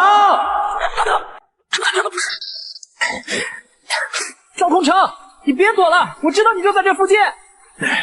妈的，那蝙蝠明明看到一个斗篷男跟怪物在这突然消失，怎么会没有啊？难道真是看差了？前方进行，这里什么时候立的这牌子？而且这布置也太古怪了些。他好像说过，他的禁区是隐藏战场的辅助禁区。好像叫什么无界空域。赵空城，我知道你在无界空域里，你快开开门，让我进去。你他妈大晚上不吃饭跑出来溜达个屁啊！给老子滚！你管我出来干啥？我知道你跟那个什么鬼面人在里面打架，你放我进去，我现在也挺能打的。你能打个屁！这不是鬼面人，这是鬼面王，川境比你这个刚踏入斩剑的臭小子足足高了2个大境界，一个高中生拿头跟人家打呢。再说了，你小子不是一向怕死吗？现在怎么这么不要命的往前凑？赶紧给老子回家吃饭！今天老子把话撂着，有我赵空城在，这东西伤不了你们一家半个，好吗？此一时彼一时，我虽然怕死，但是最欠不得别人人情。我们一家人在里面其乐融融的吃饭，让你一个人在这里跟鬼面王对砍，你想当无名英雄，我还不答应呢。要吃也得等杀完鬼面王，你跟我一块儿回去吃。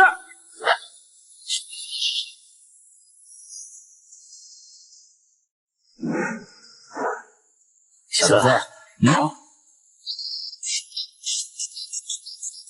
这一刀你要看好了，为什么？这一刀会很爽。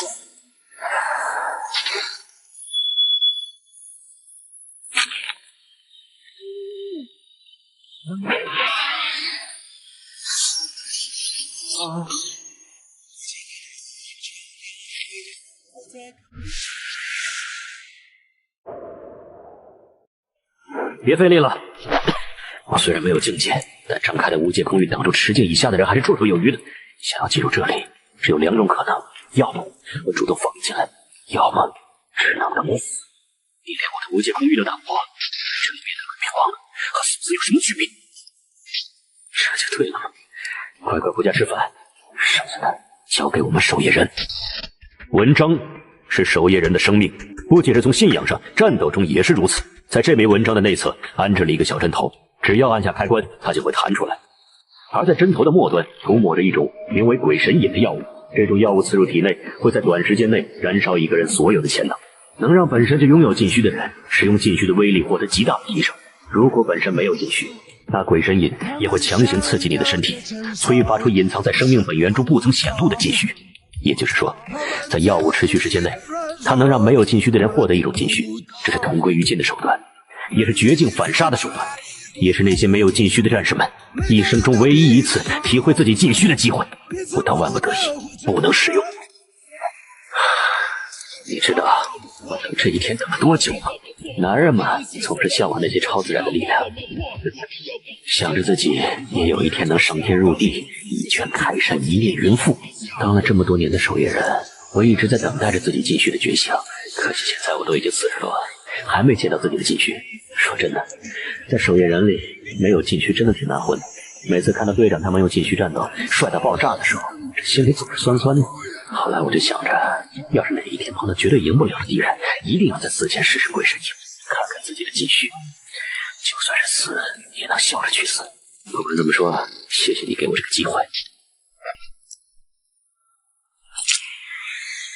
的，有点疼啊！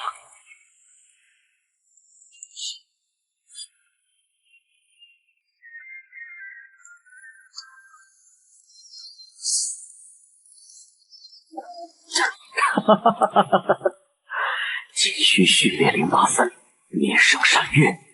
哈哈，就知道我赵空城也他娘的是个天才。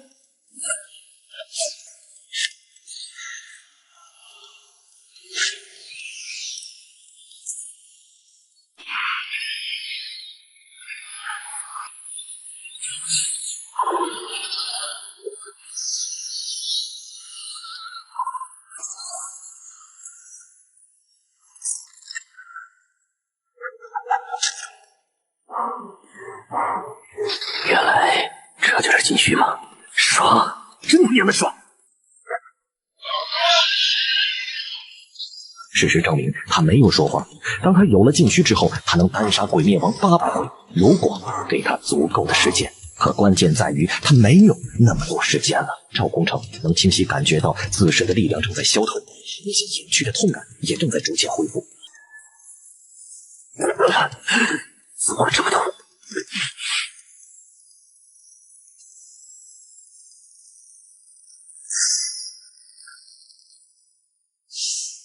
这是你怎么进来的？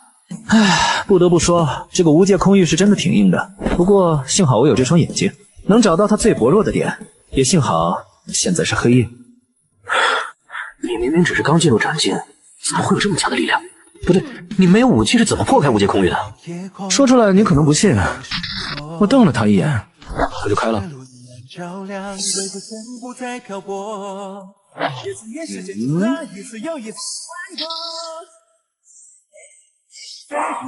还说你没有进血，这是人能砍出来的？别废话，给我推到一边去！我可以帮你打架。我知道，你先推到一边。一刀，我再砍一刀，这一刀砍完，你再来帮我也不迟。哦，小子，这一刀你要看好了。为什么？这一刀会很帅。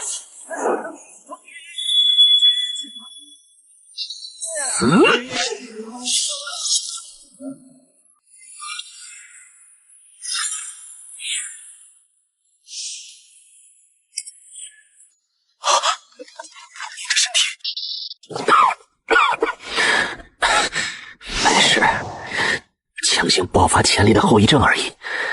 照这个形势下去，你会死的。我知道，会死也没事。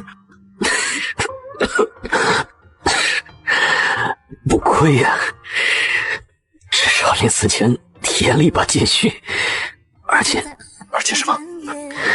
而且我做到了，横刀向远，血染天穹。这出血量，就算染不了天穹，染一片地面看来是没问题。可是你的身后没有万万人，除了我，没有人看见你的努力，这样也值得吗？林七，老子一刀砍了鬼面王，你看到了吗？我看到了。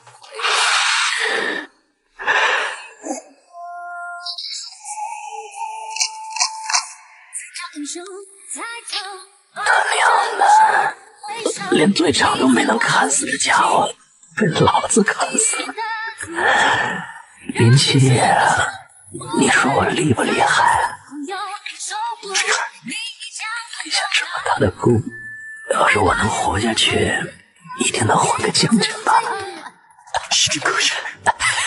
你要活下去，赵空城，你还没当上将军，你还不能死。老子刚刚帅不帅？帅，非常帅，比我见过的任何人都要帅。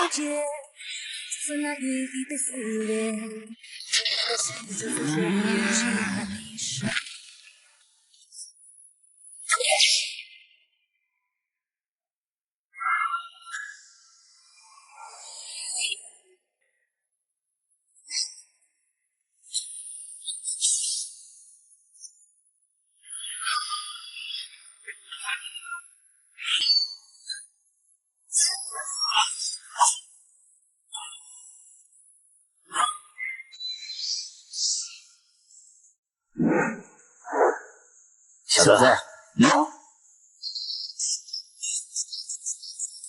这一刀你要看好了。为什么？因为这一刀会很爽。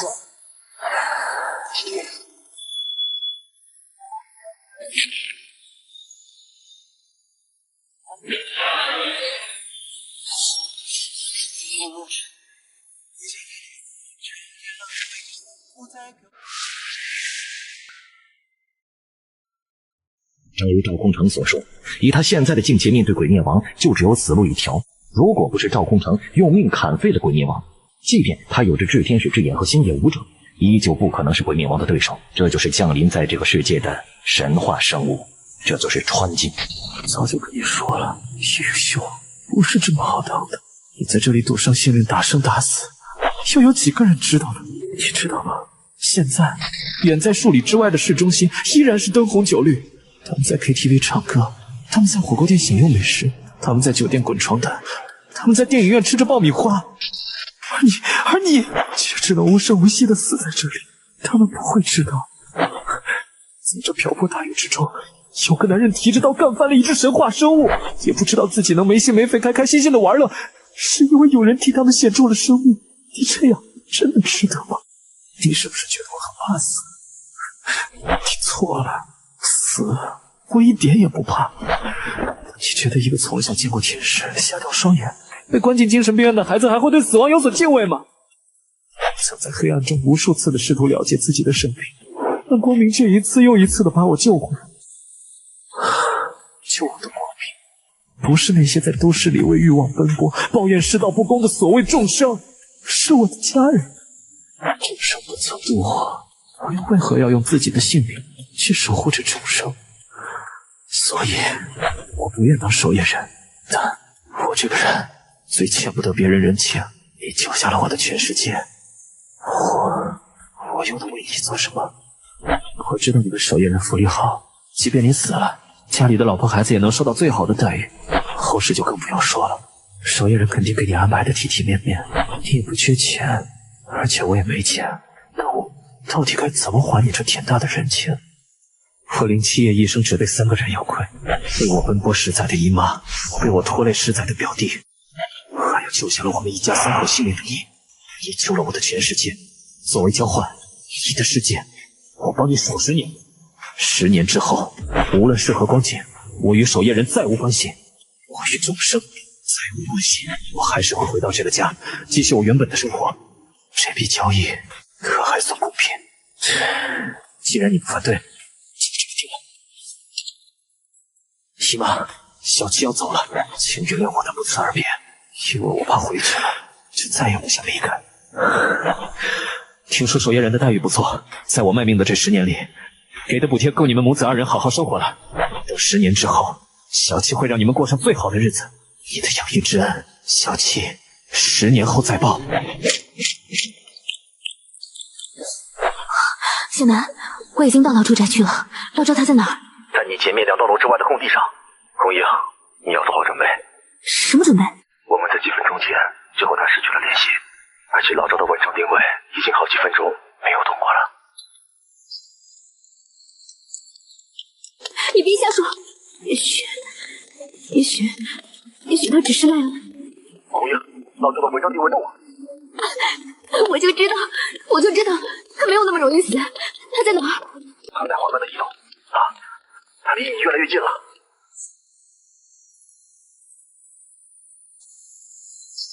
完备，07夜送赵空城将军开选。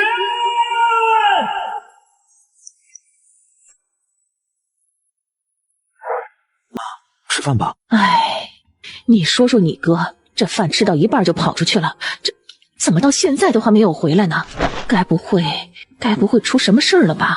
放心吧，他不会出事的，说不定是哥的那些同学见他眼睛好了，硬要拉着他出去吃饭呢。可是他出去没带伞呢。妈，雨已经停了。此时雨确实停了，朦胧的月光从云层中穿透而出，洒在寂静无人的夜里，万籁俱寂。不远处的空地上，残破的告示牌已经被人拿走了，满地的血肉也被人打扫得干干净净，只剩下地面上一道道狰狞的刀痕，似乎是在无声地倾诉着昨晚发生的一切。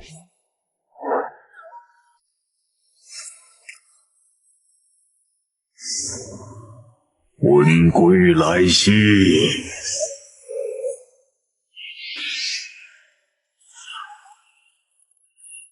所以你就是老赵负责找的炽天使代理人？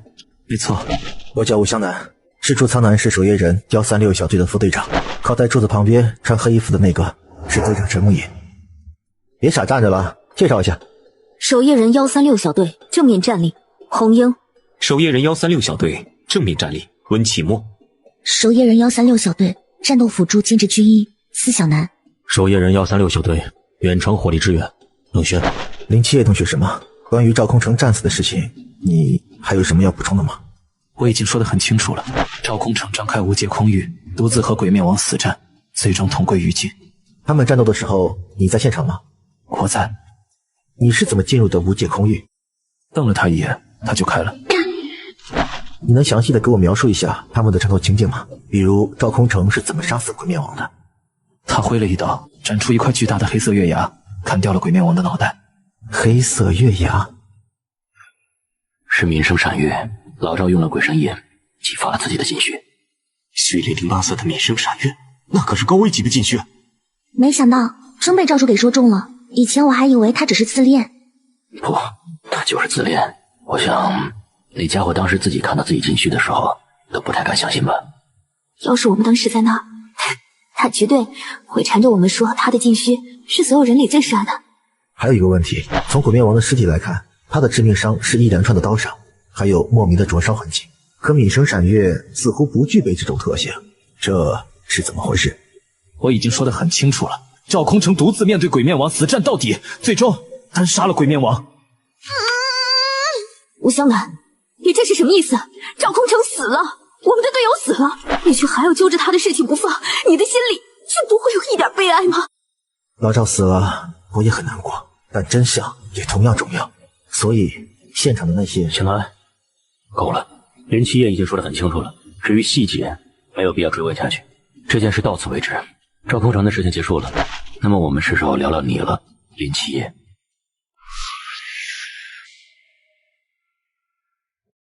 聊什么？据我所知，赵空城曾邀请你加入过守夜人，可是你拒绝了。后来他甚至跟我们说跟丢了你。如果你不带着赵空城的尸体走出来的话，我们或许一辈子都无法再找到你。既然如此，你现在为什么想要加入守夜人？为了还他人情。人情？我和他有过约定，我会加入守夜人，但是我有一个条件。什么条件？我只会在守夜人待10年，10年之后我就会离开。守夜人不是社区志愿者，一旦加入就无法离开，所以你说的10年我不能答应你。整个守夜人组织都没有人能给你这个承诺。不过如果10年之后你有那个本事，能自己离开守夜人，又让守夜人的高层对你无可奈何，那就另当别论了。总之，想走正规程序离开守夜人没门。好，10年之后如果我走不了，那就是我的问题。既然这样，我马上就向上层递交你的加入申请。不过在经过集训之前，你都不算是正式队员。集训？守夜人是半军事化管理的组织，所有新人在正式加入守夜人之前，都要集中参加时长1年的集训，学习格斗、枪械、作战部署、紧需使用等等技能。什么时候开始？每年的9月份，也就是1个月之后。而在你参加完集训之前，都只能算我们小队的临时队员。临时队员我们是不包食宿的。啊？不包食宿？不是说守夜人的福利很好吗？怎么抠门到这个地步？那我这1个月住哪儿？一旦回去，他99%的可能性都不会出来。不过他肯定得通知一门，至少报个平安。所以他准备是要写封信回去，就说自己去参军，也能让他放心些。没事，你可以来我家住，我家还是挺大的，给你一个房间没问题。红英，你不是生气走了吗？我想起来东西没拿，我又回来了不行。切弟弟，放心，既然是咱小队的队员了，姐一定罩着你。临时，他是临时队员，而且你俩还不一定谁大呢，你不能这么草率的叫弟弟啊。队长，你太死板了。切弟弟，姐姐我还要去练枪，要是一会儿手续办完了找不到我人的话，就自己先回去了。谢谢红英姐。你怎么神经兮兮的？你管我？谁让我们的新人弟弟叫得这么好听？红英，你别欺负新人了。七爷，走吧，我带你四处看看，顺便跟你说说守夜人的情况。七爷啊，怎么了？温启万前辈，不要叫我前辈，这样太生分了。而且我应该也就比你大2、3岁，就叫我的名字吧，或者和他们一样叫我启墨。好吧。其实我有个不情之请。什么？今晚我可以和你一起住到红英家里去吗？我想去很久了。跟你开个玩笑，我是看你在里面的状态太压抑了，让你放松放松。毕竟谁目睹那样一场惨烈的战斗，都没法轻易的走出来，何况你只是个高中生。启墨说的不错，就连林七夜自己都没注意到他现在的精神状况有多么糟糕。刚刚我在那坐着的时候啊，我就发现你的状态很糟糕。其实不只是我，红英也看出来了，要不然他也不会主动邀请你去他家暂住，不会按捺住内心的那份悲伤，笑着和队长、副队长拌嘴。你现在刚来，对他还不熟悉，等你们熟悉之后啊，就会发现他太善良了。其实不仅我和红英，在场的除了湘南那个一根筋，还有冰块人冷轩，其他人也看出来了。只不过队长以前傲娇，只能暗搓搓的记住红英的话来活跃气氛。小南则是太腼腆，不好意思开口说话。或许来之前，你觉得守夜人应该是一群极血冰冷的杀戮机器，但你在这里待久了，就会发现其实并非如此。来之前，我以为守夜人是个很大的组织，坐落在无人问津的军事禁区，里面停着飞机坦克，动不动就会有军事演习的那种。巧了，我进守夜人之前啊，也是这么想的。谁让那些科幻电影里都是这么演的呢？不过虽然没有军事禁区、飞机坦克，但守夜人确实是个很大的组织。为什么这里只有6个人啊？守夜人和军事力量不一样。你说的军事禁区这种集中式管理，虽然便于管理，而且运转高效，但它有个致命的缺陷，就是机动性太低。打个比方，今天我们苍南市出现了一只神话生物，等当地警方确认之后，发现其坐落到上京市的基地，然后在基地审核，再派人来苍南市调查，最短也要2天才能开始调查。这2天的时间，或许会死很多人。所以最好的方案就是在每一座城驻守一支守夜人队伍，当城市内发现疑似神话生物的踪迹，直接由驻守队伍前往调查解决。而我们就是守夜人驻守在苍南市的队伍。哦，难怪你们几个的职位分工这么明确，各有所长。没错，从主力战力到战斗辅助，到远程支援，到统领大局，每个人都各有所长，又能相互配合，这是每一支驻守队伍的标准模式。那如果一座城市中出现当地守夜人队伍无法解决的神话生物呢？那就向上层申请特殊队伍支援。在大夏，除了每座城市驻守的守夜人之外，还有4支特殊小队，他们不驻守任何一座城市，但有某座城市出现当地守夜人无法解决的困境时，他们就要前往那里。他们没有队伍编号，只有属于自身的代号，那是独属于特殊小队的光荣。特殊小队吗？你见过吗？没亲眼见过，但2年前隔壁淮海市同时出现了3只海鲸的神话生物，险些酿成大灾。后来代号假面的6人特殊小队，1个晚上的时间就解决了这种事情。据说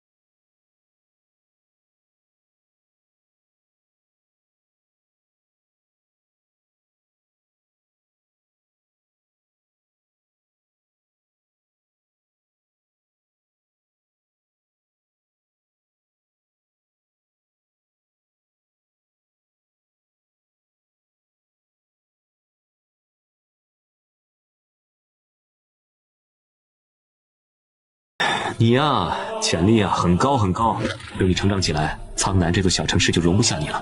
说不定以后你就成为了驻守上京的守夜队长，或者加入了某个特殊小队满世界跑，当个特殊小队的队长也不是没可能。总之，你的未来不可限量。哦，没了？还要有什么？一点都没有心潮澎湃、热血沸腾的感觉吗？有一点，但也只有一点。我对升职什么的不感兴趣。忘了你是个10年后就要判出守夜人的异端。按你的话说，这4支特殊小队已经是大夏战力的天花板了？当然不是，他们或许是守夜人团队当中的战力天花板，但绝对不是大夏战力的天花板。你的意思是在大夏还有类似于守夜人这样的组织？不，大夏只有1个守夜人，但在守夜人之上还有5个人类天花板。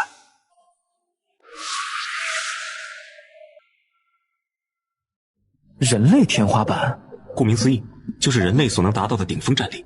由于实力逼近神话中的古老神明，他们也被称为半神。以凡人之躯比肩神明。虽然我知道你在套用影视经典台词，但确实就是这么一回事儿。这5个人是人类的支柱，也是这茫茫迷雾之中人类所能看到的唯一希望。他们是谁啊？不知道，他们离我们太遥远，很少有人见过他们的样貌，知道他们的名字。不过，倒是有些有意思的传闻。什么传闻啊？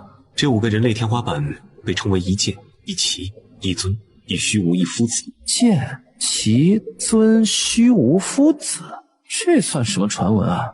根本就没什么有用的信息吧？据说我们守夜人的最高司令就是这5位人类天花板中的一尊，不过已经很久很久没有人见过他出手了。我有个问题，你问吧。人类到现在为止杀过神吗？不是那种奇奇怪怪的神话生物，是存在于神话中的真正古老的神明。我不知道，但我觉得应该没有。茫茫迷雾之中，人类就像是被蒙上了双眼的羔羊。我们不知道这个世界发生了什么，不知道末日何时会降临。在这个神明的存在被证实的时代，人类如果真的杀死了一尊神明，必然会引起其他所有神明的恐慌。这么一来，他们很可能就联手歼灭了人类，到时候人类所面对的局面就更加严峻。我明白了。还有什么要问的？临时队员有福利补贴吗？有。那就没别的问题了。所以你问这么多问题，就只有最后一个是最关心的？当然，什么特殊小队啊、人类天花板那些东西离我太遥远了，我喜欢脚踏实地。好吧，你困不困？不困。那我带你去一个地方。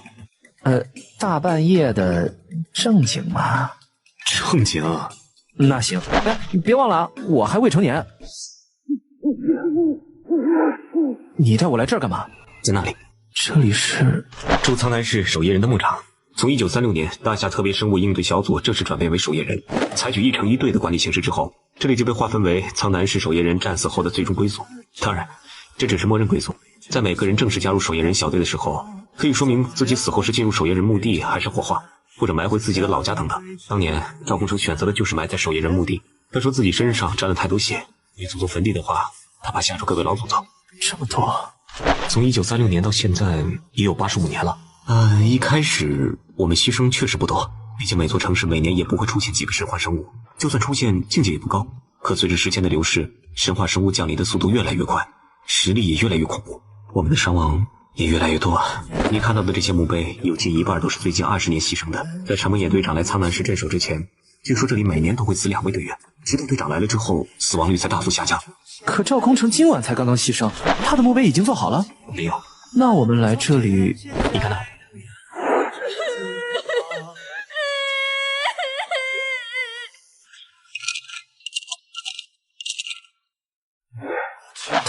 他不是说去练枪吗？他说谎了。守夜人的墓碑是由死者的队友雕刻，这是不成文的规定。本来这块碑应该由我来刻的，他虽然没说，但我其实心里很清楚，他其实才是最先帮赵公成刻碑的那个。他们的关系很好，真的很好。所以即便他说谎说的那么扯淡，我还是睁一只眼闭一只眼，让他来偷偷刻碑。不是要去打个招呼吗？我现在去打招呼，反而会让他尴尬。他的脸皮太薄了，和我们这样，感觉就像是偷窥别人秘密的变态。你以为在旁边偷窥的变态只有我们2个吗？我操！队长，大半夜的，不要在墓地里无声无息的走动，我差点被你吓死了。我以为你的榆木脑袋里只装了战术，没想到你也会来。大半夜的，谁信他会去练枪？我有那么迟钝吗？有。启墨呢？他应该来了吧？跟林七夜在对面的山沟这趴着。冷轩和小南呢？冷轩早就不知道去哪儿了，小南怕了也不敢来。好，你能来，我挺开心的。至于吗？至于。这说明你已经不是那个刚从死人堆里爬出来的吴小南。就算你再怎么否认，你就在变了。我为什么要否认？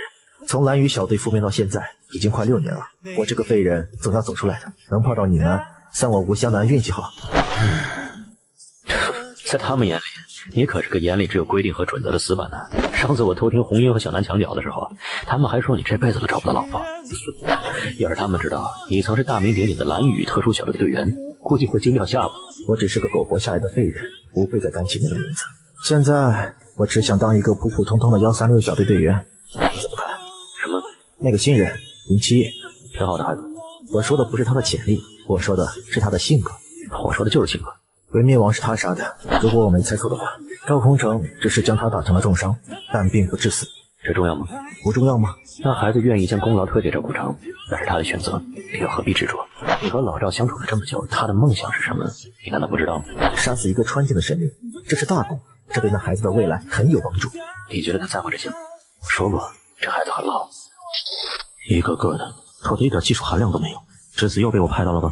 它是种珍宝，盒子里是满满的照片，是独属于这座136小队的那些搞笑、尴尬却异常温馨的照片。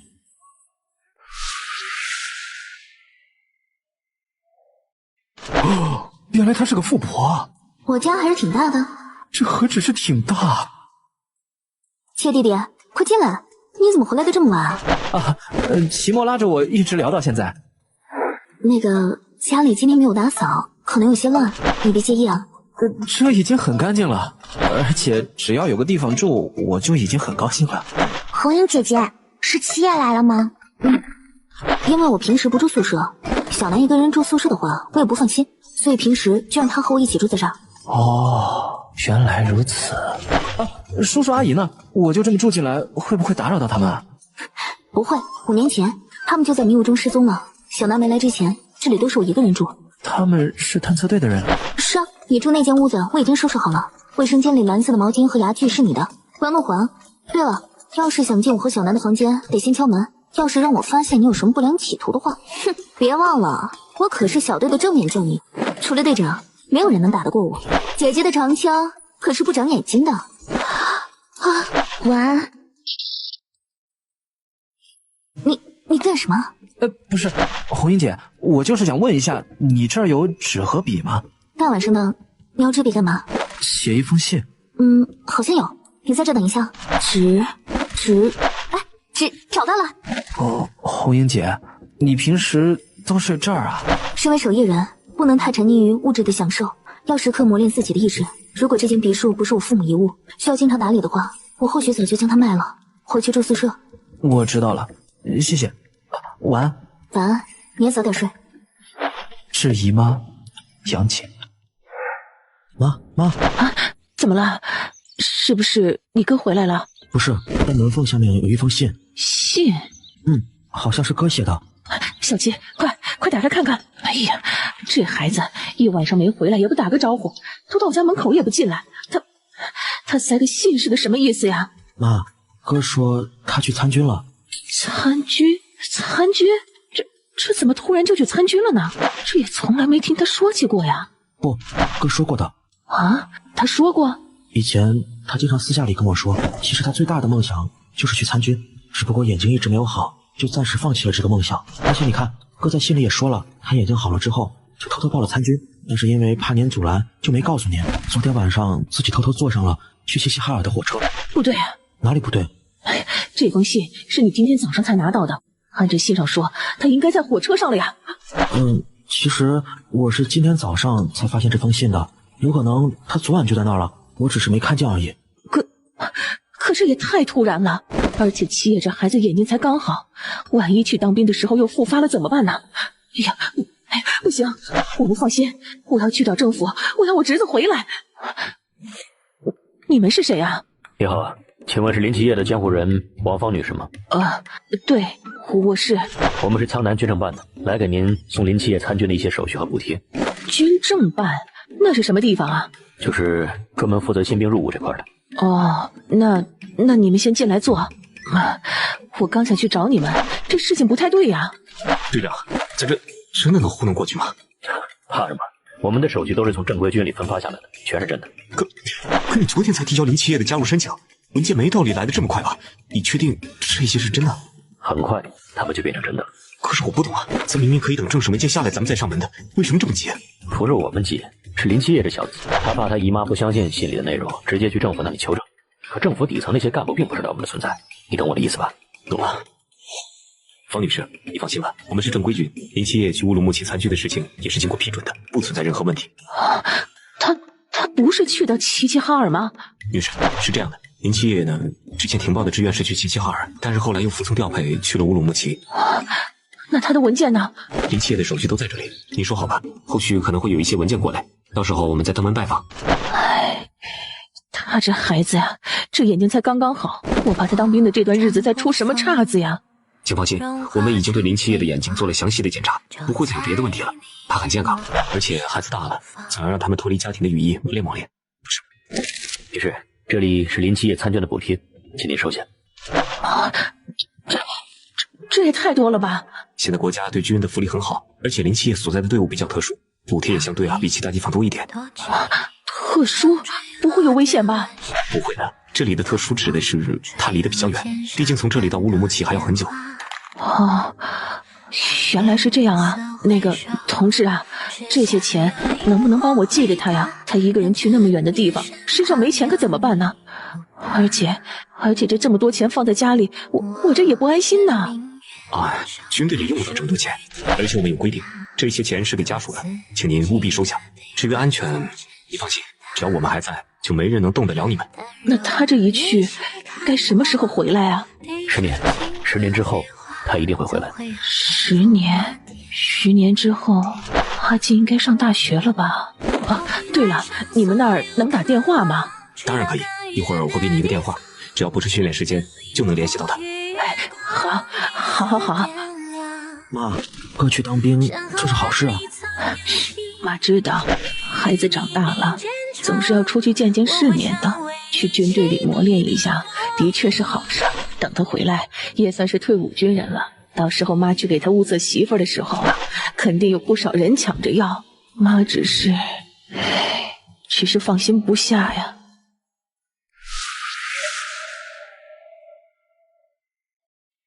该走了。怎么样？不信了。哦，那就好。钱给了吗？给了，但是你所有的补贴和透支的1年薪水，把这些都给他们了，你怎么办？这些年我自己存了点钱，省着点用，过1年没问题。平时没事的话，可以来事务所吃饭。啊？临时队员不是不包食宿吗？临时队员不包食宿，但是我自己做的饭除外。喂，小七，是小七吗？是我，姨妈。你这孩子，你自己去当兵，怎么也不跟我说一声啊？你就是想去，我也不会拦着你啊。你是不是不把我当姨妈了啊？对不起，姨妈，我错了。在火车上了，要多久才能到啊？听说要2天时间，小绿皮有点慢。去了军营以后，一定要多吃点，可不能累垮了身子。我知道了，姨妈。还有啊，你的这些补贴姨妈都收到了，姨妈把它先放起来，等你回来给你娶媳妇儿用。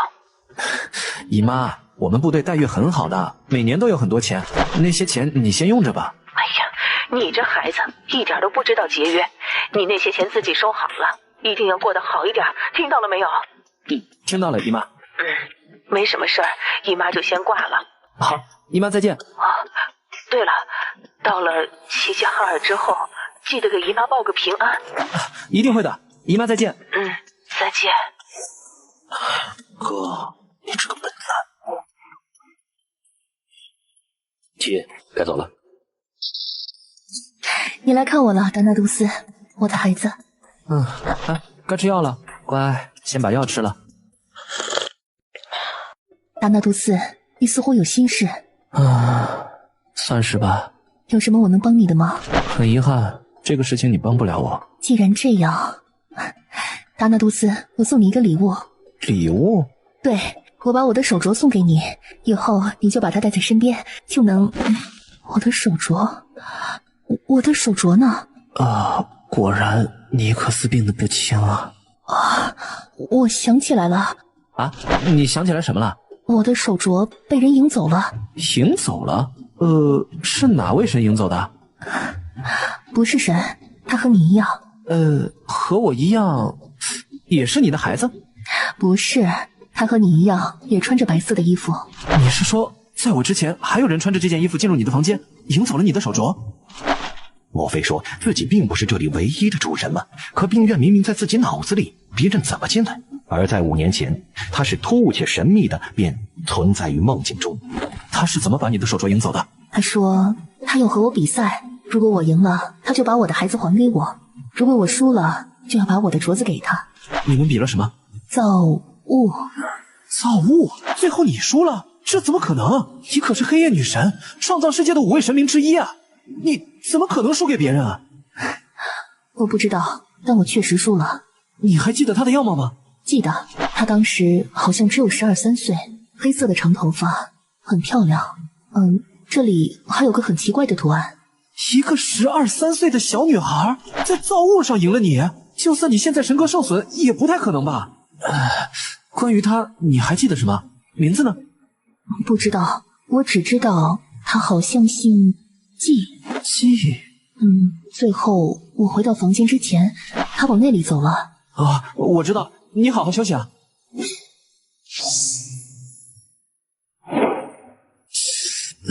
这个字好像有点丑啊，歪歪扭扭的，跟小学生刚学写字一样。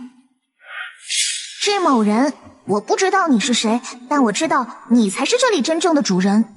当你找到这封信的时候，应该已经过了好几年。别笑我现在的字不好看，毕竟我还小，等我长大了就好了。不好意思啊，强行把属于你的病院在我这里扣留了一段时间。不过看在现在已经物归原主的份上，就不要怪我啦。还有，我从你的几个病人那里借了点东西，等我再次找到你的时候会还给你的，放心。最后再提醒你一下，这个办公室的底下还有一块地方哦。等我长大，我会来找你的，陌生人。毕竟你是我回家的希望。拜拜，纪念。这个房间里还有机关。在他的眼前是一条昏暗且潮湿的走道，而在走道两边，这里竟遍布着阴暗的牢房。难道这里只是个废弃的牢房？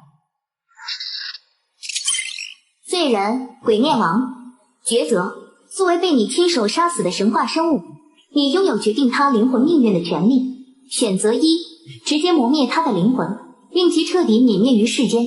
选择2，让他对你的恐惧值达到60，可将其聘用为病院护工，照顾病人的同时，能够在一定程度上为你提供保护。当前恐惧值1。这么看来，这座精神病院除了关押在一起的6位神秘病人之外，还具备将自身亲手杀死的神话生物转变为护工的能力。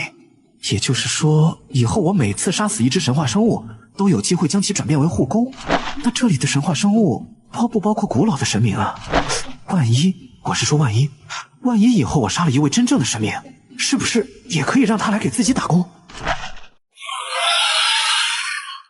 你很强，如果让你来当我的护工，想必是个很不错的选择。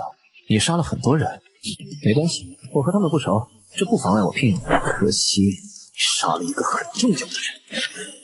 如果是外界，他可能有搏一搏的机会。可这里是林七夜的病院，他是院长。林七夜想让他死，他便不得不死。你很强，但很可惜，我的病院不欢迎你。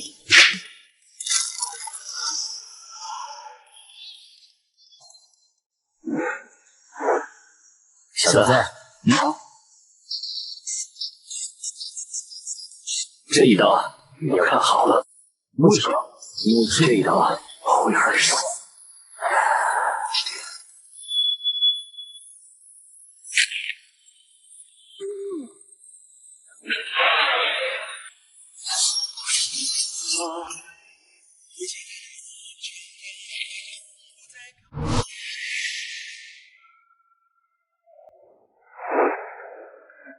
既然基础知识都科普完了，我们就来聊聊你的禁区吧。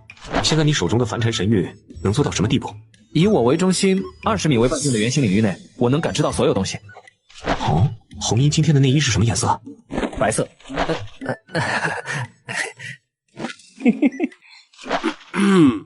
顶尖的侦察与战斗辅助类能力，或许现在显出的优势还不大，但随着你的实力增长，应该会成长为一个极其恐怖的地步。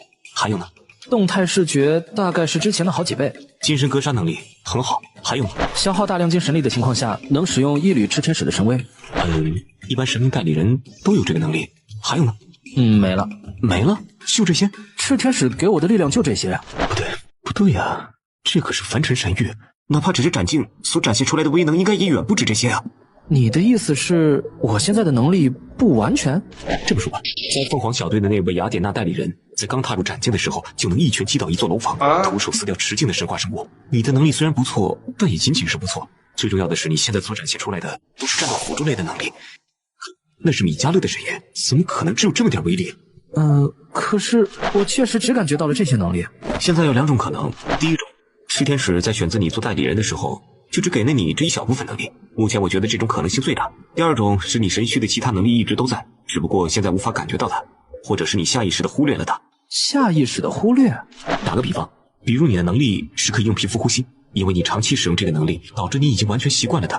过了很长时间以后，明明你其实一直维持这个能力，可自己却开始下意识的忽略它，因为使用这个能力已经是你的本能了。你的意思是，我有可能一直在使用这个能力，但自己没发现？没错，你仔细想想，从小到大，有没有什么和其他人不一样的地方？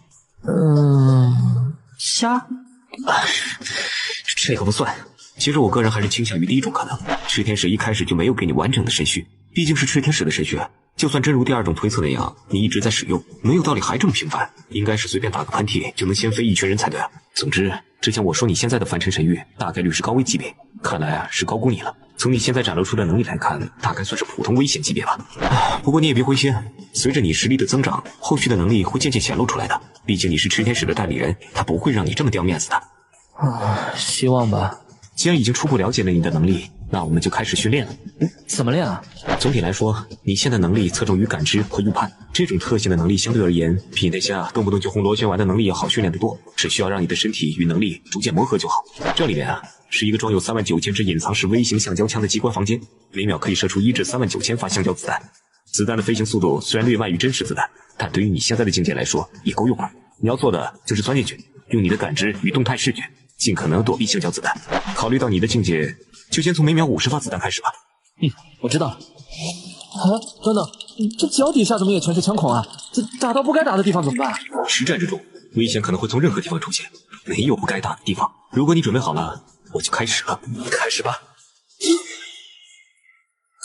哎呦妈的，怎么又是挨揍啊？哇！队长，你多久没亲自下厨了？今天太阳塔西面出来了。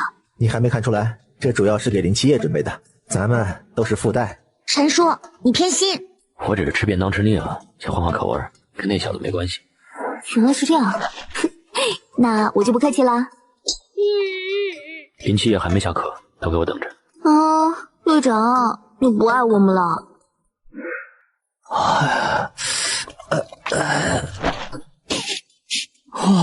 好香啊！看来你上午的那顿打不白挨呀才刚推门进去，4双极为幽怨的眼神便齐刷刷扫了过来。林七夜顿时感觉气氛有些不对。怎么了？没什么，坐下来吃饭。吃饭吧。红英姐，你们守夜人的伙食一向都这么好吗？我现在不想跟你说话，我要等吃完了再跟你说话。林七夜在，队长。今天训练下来有收获吗？有的，收获很多。疼不疼？有点儿。陈楠，一会儿帮他治疗一下。好。不用完全治好，只要明天还能挨打就行。吴湘南，这块肉是我新看上的。我先夹到的。你放开。我不放。放开。不放。不放开。新来的，给我吃掉，以后练枪。好。好家伙，什么叫人狠话不多？这他妈才叫人狠话不多。恒轩，下次尽量不要在餐桌上拔枪，万一走火了，这桌饭菜就可惜了。吃饱了？饱了。走，练枪。好。小南，怎么了？你的团宠身份被取代了。枪是热武器，是人类智慧的结晶。对于高境界的神话生物，它们能起的作用极小，但对于低境界的神话生物而言，枪支往往比冷兵器更有效。尤其是对于新人，在不具备很强的近战水平的条件下，学习使用枪支是十分必要的。我只教你2件事，一个是射击技巧，一个是枪械的构成原理。在没有以后打算专精枪械的情况下，这对你来说已经够用了。现在拿着这柄枪去打靶，让我看看你的天赋。举枪，瞄着，10级，30米的靶头拖靶。那个，我的天赋怎么样啊？你也有个毛线的天赋。虽然说最后冷轩也安慰了他一番，说新手第一次这样也不是太离谱，让他以后要好好努力。可是说着说着，倒反过来变成林七夜在安慰着他。你放心，我觉得我现在没天赋是暂时的，多练练就好了。你要对我有信心，也对自己有信心。你的枪法这么厉害，没道理教不会我吧？时间，最重要的是时间，要有耐心。乐观一点，至少20米之内我还是能上靶的，我还有救。谢弟弟，是不是很累？谢谢。其实还好，虽然累，但是很充实。小南呢？他似乎对你抢了他团长的位置有些生气，回屋待着去了。哦，难怪他刚刚给我治疗的时候总是掐我肉，我还以为这是正常程序呢。其实队长对谁都这么严格。我刚来这里的时候，哪怕我只是个女生，他也没有丝毫的留手，硬生生的呀把我给打哭了呢。有点狠。不狠，一点都不狠。苍南市守夜人死亡频率下降，基本都是队长的功劳。一个是因为他自身实力强，另外一个就是他对其他队员足够负责。他打你打得越狠，越是能让你记住疼痛，快速的成长。他宁可队员恨他，也不愿他们因为实力不足死在战场上。你明白吗？我知道。好了，那就早点去休息吧，晚安。晚安。他在回忆着陈木野今天使出的每一式刀法，挥出一刀又一刀，整整一晚。小子，这一刀你要看好了。为什么？这一刀会很爽。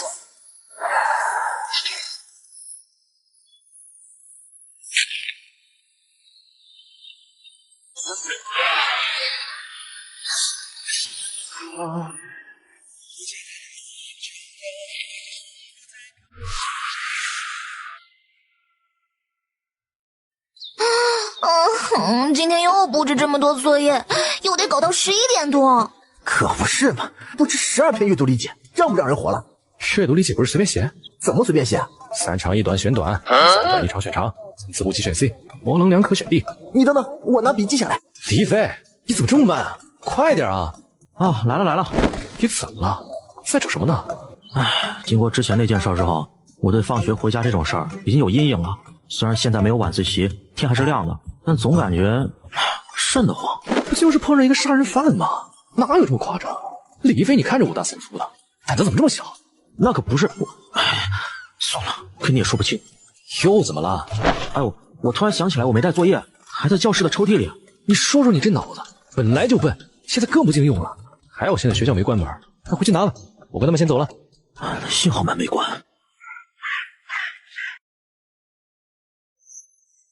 作业本，找到了。这是什么鬼运气啊！正好碰到教导主任。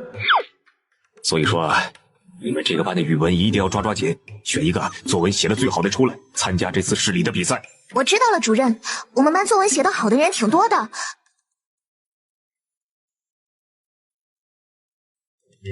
你说的这些都不错，明天啊，你把他们叫到我办公室来，我跟他们聊聊。主任，你还有什么事吗，牛小燕同学？主任，其实我一直想对你说。我去，我就回来拿个作业，我看到什么了？刘小燕居然对主任有意思，可主任马上都50了呀，还是个地中海，他的口味这么重吗？其实我一直想灭了你。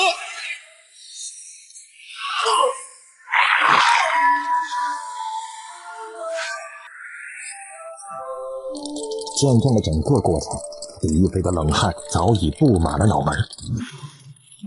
早，红云姐。姐，你追来了。怎么了？出事了。神秘降临了。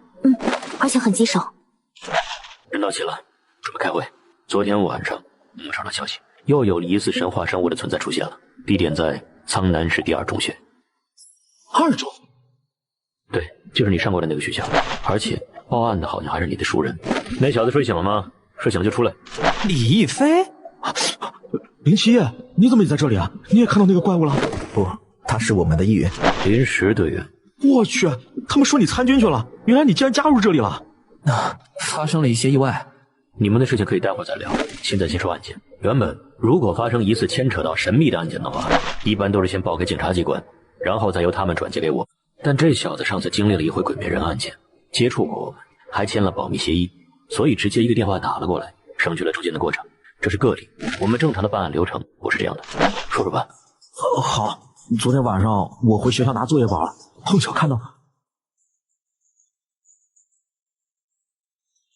如果这小子说的都是真的，这件事情已经有95%的可能性牵扯到了神秘。你应该知道，如果报告假情况的话，你会有什么后果吧？知道，我知道的。我之前说的都是真的，真的不能再真了。那好，说说你的看法吧。从目前得到的信息来看，这只神话生物拥有极强的伪装能力，在变成他人的同时，还能正常与别人交流，不露出马脚。伪装吗？又是个麻烦的家伙。除此之外，他还疑似拥有能将吞下去的生物同化的能力，这才是我们真正需要警惕的。就像是电影里的丧尸，无限感染。虽然感染方式不同，但从效果上来说，他们确实差不多。那我们是不是只要冲进学校，把那个刘小燕砍了就行？没这么简单。既然他能感染别人，那我们就无法确定刘小燕是不是他的本体，因为他也可能是被别人感染的。七爷说的没错，这个神秘事件最大的难点就在于我们不知道这种诡异的感染途径源头在哪里。就像我们去砍丧尸，如果找不到丧尸母体，就算是把其他死丧尸全部砍死也没有用。而且我们不知道这只神话生物已经存在了多久，感染了多少人。刘小燕有可能她是第一个感染的，也有可能是她不知道第几个感染的，甚至我们要做好最坏的打算。最坏的打算？那就是整个二中都变成了学校，甚至这只怪物所感染的不仅是学校，还有苍南市的其他地方。你们这是什么意思啊？你有没有想过，你所在的这所学校，除了你之外，其他的老师、同学都是怪物变的？不，甚至已经站在这里的你，也有可能在不知不觉中成为了神秘的一部分。好了，江南，你别吓唬他了。如果真是这样的话，灾厄之鸦早就叫了。既然他还没动静，就说明局势还没到那么危险的地步。灾厄之鸦，那是什么东西啊？是一只乌鸦，也是一件自带禁区的禁物。当苍南市即将出现大灾难时，它就会提前尖叫示警，算是一个探测仪吧。哦，总之，既然神秘已经出现，那我们必然要一查到底。如果放任这只怪物继续发展，只怕距离湘南描述的未来也不远了。湘南，你有什么计划？我觉得当务之急是要找出神话生物本体所在，同时摸清楚它究竟已经感染了多少人。所以我提议，这次我们分为2组行动，一组以二中为中心，向周围发散，寻找是否有其他被感染者的痕迹；一组打入二中内部，顺藤摸瓜，尽快找出本体所在。既然要打入二中内部，就不能引起他的警觉，必须要符合高中生的人物形象。胡英、小南还有七叶，进入二中，找出他本体的任务就交给你们了。队长，七叶还只是个临时队员，在转正之前不应该参与神秘肃清行动。从现有的情报来看，这只神话生物擅长的是伪装、潜伏与感染，自身的境界并不高。七叶也受了半个月的训练，实力增长了不少，这对他而言是个很好的磨练机会。而且他之前就是二中的学生，对二中最为熟悉，也是那个刘小燕的同学，由他来接近刘小燕也最为自然。当然，你是临时队员，我并不会强迫你，如果你自己不愿意去的话，就负责留守这里吧。我去。林七叶虽然喜欢明哲保身，可是他不会放过任何一个可以锻炼自己的机会。既然这样，那就开始行动吧。你和七叶他们一起。我只是普通人啊，万一……他们会保护好你的。你见过那只神话生物，是我们这里对他最了解的，你必须要去。如果这次行动顺利的话，我给你一个加入守夜人的机会。林七叶，这是带着吧，弹夹是满的。可是我的枪法，万一误伤到别人怎么办？枪的意义并不是在于杀戮，